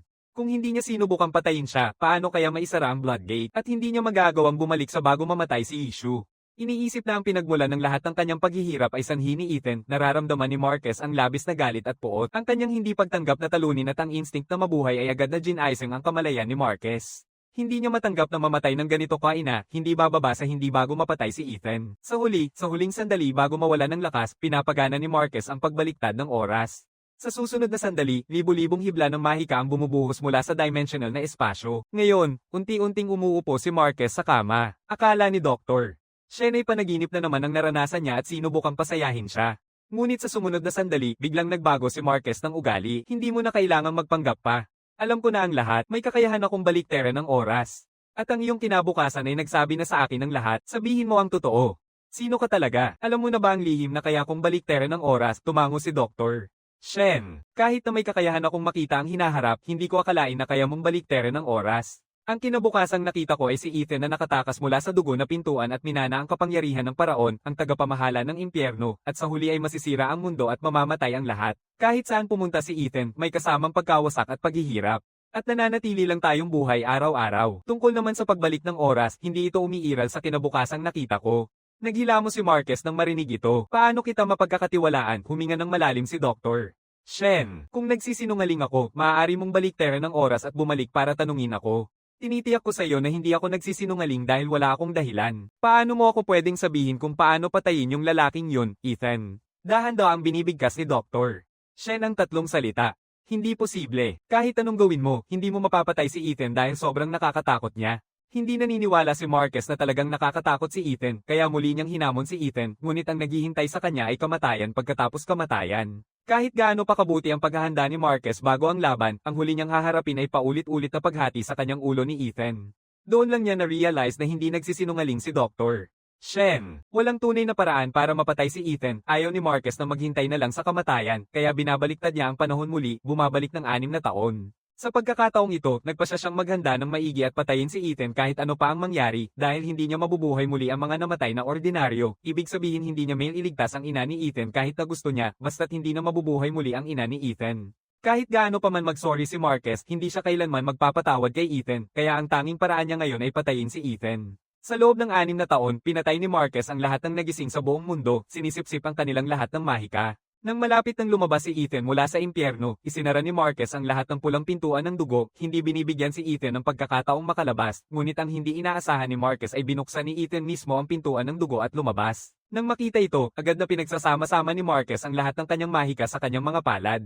Kung hindi niya ito maiiwasan, makikipaglaban siya, ngunit napakakatakutan ng lakas ni Ethan at muling pinapatay niya si Marquez. Ayaw ni Marquez mamatay kaya muling binubuhay niya ang kanyang kakayahan at binabaliktad ang oras. Sa pagkakataong ito, binabalot niya si Ethan ng mga brilyanteng tibak at itinapon siya sa kailaliman, ngunit pinutol ni Ethan ang diamond sa mga piraso, umaakyat mula sa lupa, at muling pinapatay si Marquez. At kaya, si Marquez ay nakulong sa isang walang katapusang siklo ng kamatayan at muling pagkabuhay. Sa kanyang 5,000 muling pagkabuhay, sinubukan ni Marquez na wasakin ang mundo at mamatay kasama si Ethan, ngunit nilalampasan ni Ethan ang universo at pinapatay siya bago pa man masira ni Marquez ang planeta. Sa kanyang 10,000 na muling pagkabuhay, itinapon ni Marquez si Ethan sa isang itim na butas, ngunit hindi inaasahan, nakatakas pa rin si Ethan at muling pumatay kay Marquez. Doon lamang napagtanto ni Marquez na hindi talaga matatalo si Ethan, tulad ng sinabi ni Dr. Shen. Sa sandaling ito, sumuko na si Marquez sa ideya na patayin si Ethan. Gusto na lang niyang mabuhay, pero hanggat hindi nagbabago ang katotohanang pinatay niya ang ina ni Ethan, kahit saan siya tumakas, tiyak na huhulihin siya ni Ethan. Sa palagay niya hindi siya makakatakas sa kamatayan kahit ano pa ang gawin niya, tuluyang sumabog si Marquez. Sa ilalim ng walang katapusang mga siklo ng kamatayan, unti-unting nakakuha siya ng bagong pag-unawa. Noon, kapag sinusubukan niyang patayin si Ethan, palagi siyang kumikilos mag-isa. Sa kabila nito, maliban sa pag-amin kay Yishu, hindi niya kailanman pinagkatiwalaan ng kahit sino man. Pero ngayon, nagpasya siyang magbago upang pag-isahin ang lahat ng puwersa sa mundo para patayin si Ethan. Sa kanyang ika-20,000 na muling pagkabuhay, hindi na muli pumatay si Marquez sa pagkakataong ito. Sa halip, humarap siya ng publiko at humingi ng tawad sa lahat ng mga ngaso sa buong mundo at ibinunyag ang lahat ng kanyang mga nagawang krimen sa panahong ito, mula sa pagpatay kay Ina Ethan hanggang sa walang katapusang pagbalik ng panahon. Ibinubunyag ni Marquez ang lahat ng nangyari sa kanya.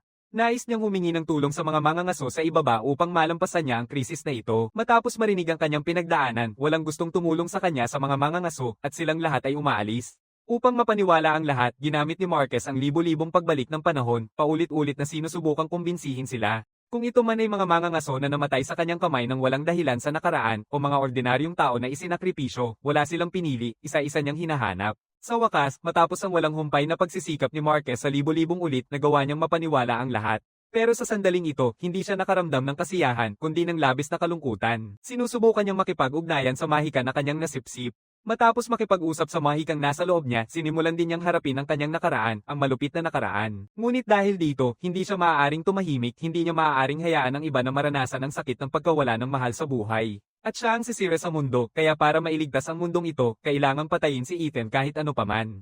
Sa sandaling ito, binasag ni Ethan ang espasyo gamit ang kanyang mga kamay at dahan-daang lumabas mula sa dugo na tarangkahan. Nang makita ang eksenang ito, naging napakaseryoso ng mukha ni Marquez at pinapante niya ang mga kalapit na manghuhuli upang patayin ang halimaw na ito na sisira sa mundo.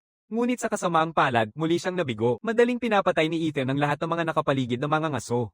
Sa isang malakas na tunog, biglang bumagsak si Marquez sa kanyang mga tuhod. Ngayon lang niya tunay na naintindihan kung gaano kakilakilabot si Ethan na ang lalaking nasa harap niya ay isang hindi matitinag na halimaw.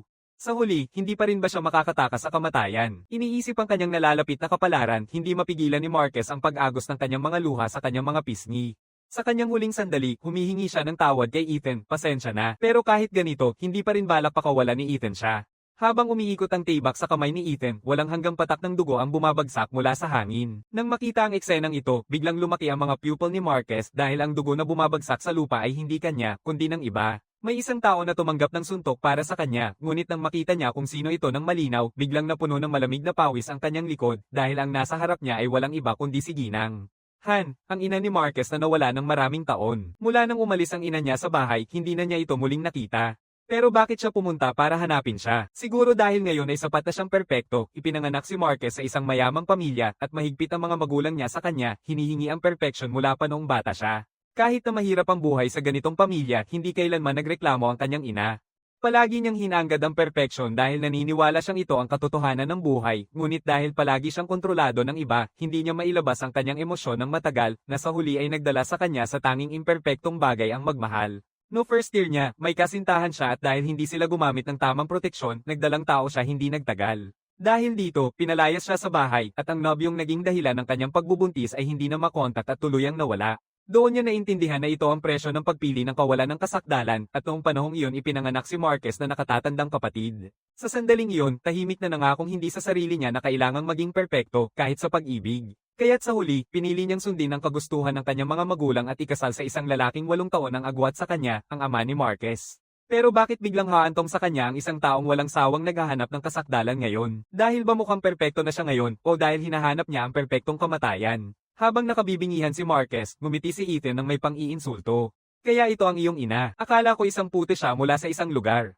Kasabay niyon, tinusok niya ang katawan ng ina ni Marquez gamit ang isang tibak sa kanyang kamay. Nakatingin si Marquez sa kanyang ina na nakahandusay sa isang lawa ng dugo, nakapako ang tingin sa kawalan. Sa sandaling ito, nararamdaman niya ang ganap na kawalan ng pag-asa. Ito ay isang sakit na nakakabiyak ng kaluluwa, mas nakakatakot pa kaysa sa paulit-ulit na kamatayan.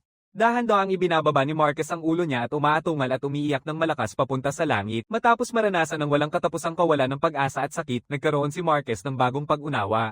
Taos-puso siyang humihingi ng tawad kay Ethan. Kaya pala ganito ang nararamdaman mo noon.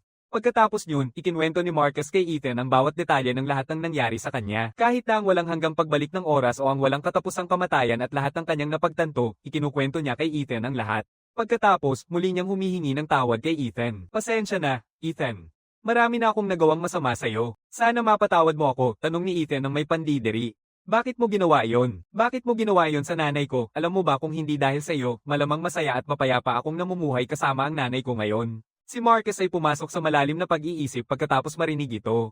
Pagkatapos ay dahan-daang niyang binibigkas ang apat na salita, hindi ko alam.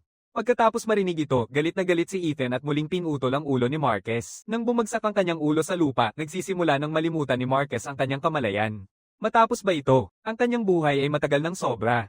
Ngayon, maaari na siyang maging malaya. Sa sandaling ito, nawala na ang kagustuhan ni Marcus na mabuhay. Hindi na niya balak pang gamitin ang pagbalik ng panahon, handa na siyang pumanaw ng tahimik. Habang tumatagal ang panahon, lalong nagiging malabo ang kanyang kamalayan. Sa kanyang huling sandali, nakikita niya ang kanyang ama na kanyang pinatay, ang kanyang kapatid na minsang nanakit sa kanya, at ang kanyang ina na iniwan siya at naglaho mag-isa. Handa na sana siyang tanggapin ang kamatayan, pero nang muling buksan niya ang mga mata, nadiskubre niyang siya ay muling ipinanganak. Labis na nalilito si Marcus. Malinaw na hindi niya ginamit ang kanyang kakayahang diamante upang baliktaran ang oras. Kaya bakit siya bumalik ulit sa 6 na taon ang nakalipas? Sa una, iniisip niya na baka sobra siyang natakot sa kamatayan at hindi niya namalayan na ginamit niya ang kanyang kakayahan para baliktaran ang oras upang maiwasan itong mangyari muli. Sa pagkakataong ito, basta na lang niyang pinutol ang kanyang ulo. Iniisip ni Marcus na hindi siya muling mabubuhay sa ganitong paraan, di ba? Pero kabaligtaran ng kanyang inaasahan ng realidad. Hindi lang hindi namamatay si Marcus, kundi muling ipinanganak siya noong nakalipas na 6 na taon. Hindi ito paniwalaan ni Marcus, kinuha niya ang isang sibat mula sa lupa at tinusok niya ang kanyang sariling katawan. Ang matalim na tibak ay pumuputol sa puso ni Marcus at agad siyang napatahimik. Pero nang muling buksan niya ang mga mata, nadiskubre niyang muling siyang ipinanganak. Sa sandaling ito, nalulumbay si Marcus. Hindi niya maintindihan kung bakit siya paulit-ulit na ipinapanganak at hindi mamatay kahit na gusto niya. Nais ni Marcus na makatakas sa paghihirap na ito, kaya paulit-ulit niyang binibitiwan ang sarili niya, ngunit kahit ilang beses siyang subukan, palagi siyang bumabalik sa simula. Sa ilalim ng libo-libong ulit, malapit nang bumagsak ang kanyang isipan. Sa kabutihang palad, sa sandaling ito, natagpuan siya ni Dr. Shen. Sinabihan ni Dr. Shen si Marcus na magpahinga, at nang makita niya si Dr. Shen na parang isang buhay na linya, agad siyang bumaba sa kanyang mga tuhod. Nang hihingi siya ng tulong kay Dr. Shen, desperadong gustong malaman mula sa kanya kung paano siya pwedeng mamatay. Huminga ng malalim si Dr. Shen, nagamit mo na ang pagbalik ng oras ng libo-libo at libo-libo beses at tuwing ito ay iyong ni-activate kapag malapit ka ng mamatay. Sa patuloy na pag-iipon ng mahika, sa huli ay nagdulot ito ng pagbaluktot sa sanhi at bunga, dahilan upang ang oras mismo ay may sarado. Kaya ngayon, tuwing mamamatay ka, kahit hindi mo ay activate ang time reversal, automatiko kang babalik sa sandaling iyon 6 na taon na ang nakalipas ng isara ang blood gate. At kahit ano ang gawin mo sa loob ng 6 na taon na ito, sa huli mamamatay ka rin sa kamay ni Ethan 6 na taon mula ngayon. Sa madaling salita, kahit gaano ka pa magsumikap, paulit-ulit ka lang mamamatay magpakailan pa man. Hindi makapaniwala si Marcus sa kanyang naririnig. Nang siya'y magpahinga at mag-isip ng maingat, natuklasan niyang napaka-misteryoso ng pagkakakilanlan ni Dr. Shen, bakit niya alam ang mga bagay na ito? Bakit niya alam ng malinaw ang kanyang kinabukasan at mga karanasan? Parang isang Diyos ng kamatayan na walang pakundangang nilalaro ang kapalaran ng iba. Naramdaman ng kakaibang bagay, agad na tinanong ni Marcus kung sino si Dr. Shen, sino ka talaga? Bakit mo alam ang lahat ng malinaw? Dr. Shen bumubulong ng ilang salita sa kanyang tainga ng may napakagaan na boses, sinasabi sa kanya ang buong katotohanan. Pagkatapos marinig ito, si Marcus ay biglang nanigas sa kanyang lugar, ang likod niya ay biglang napuno ng malamig na pawis. Sa sandaling ito lamang niya napagtanto kung gaano siya kaawa-awa. Siya ang biktima sa lahat ng panahon, isang piraso lamang sa laro na ginamit ng iba para sa kanilang mga plano. Ngunit bago pa maka-breakdown si Marcus, muling pinutol ni Ethan ang ulo ni Marcus at handang umalis. Ngunit tinawag siya ni Dr. Shen upang pigilin. Ethan napalingon ng may pagkalito at nagtatanong, anong nangyayari, pinipisil ni Dr. Shen si Ethan at ikinukwento sa kanya ang bawat detalye tungkol sa kanyang pagkakakilanlan. At saka rin ay nagsabi sa kanya ng isang napakalaking nakakagulat na balita na ang tunay na pagkakakilanlan ni Dr. Shen ay talagang napaka-espesyal. Hindi siya tunay na tao. Dapat ikwento ang kanyang pinagmulan mula sa simula ng universo. Sa pagsikat ng universe, may isang pharaoh, tagapamahala ng impyerno. Sa walang hanggang panahon, patuloy niyang winuwasak ang mga mundo at sa huli ay nakalimutan na kung sino siya at kung ano ang kanyang nagawa. Sa walang katapusang ilog ng kasaysayan, bigla siyang nakaramdam ng kalungkutan kaya sinubukan niyang lumikha ng buhay. Ngunit di inaasahan, nabigo siya dahil sa mga limitasyon ng mga batas ng universo. Ngunit hindi siya sumuko. Kinuha niya ang sarili niyang puso at hinati ito sa dalawa, gamit ang kalahati upang lumikha ng kanyang kapantay, na siya ring nag-iisang anak na babae sa mundong ito. Pagkatapos marinig ito, tanong ni Ethan, ikaw ba ang anak ng Pharaoh? Hindi tumanggi si Dr. Shen, bagamat siya ang anak ng paraon at may puso na kapareho niya, ginagamit niya ang isang katawan ng tao. Dahil hindi makaligtas ang tao sa impyerno, itinapon siya sa labas ng dugo na pintuan noong siya ay ipinanganak at dumating sa mundo 1 bilyong taon na ang nakalipas. Sa 1 bilyong taon na siyang nanirahan sa mundo, palagi siyang nag-iisa, walang mapuntahan at walang mapagkakatiwalaan, tanging kayang tiisin ang kalungkutan at pag-iisa ng mag-isa. Sa walang katapusang pag-iisa, desperadong naghahangad si Doktor. Siya ay namamatay. Kahit na gusto niyang mamatay, dahil may puso siya na kapareho ng Pharaoh, hindi siya maaaring mamatay hanggat magkaiba sila ng dimensyon ng Pharaoh. Kahit mamatay siya, babalik siya sa buhay. Ang mas nagpapalala sa kanyang paghihirap ay kahit maghintay pa siya hanggang masira ang planetang ito, hindi pa rin niya makikilala ang Pharaoh. Ang kalungkutan at poot ay kasabay niya taon-taon hanggang sa isang araw, biglang nagbago ang kanyang mapurol at nakakapagod na buhay.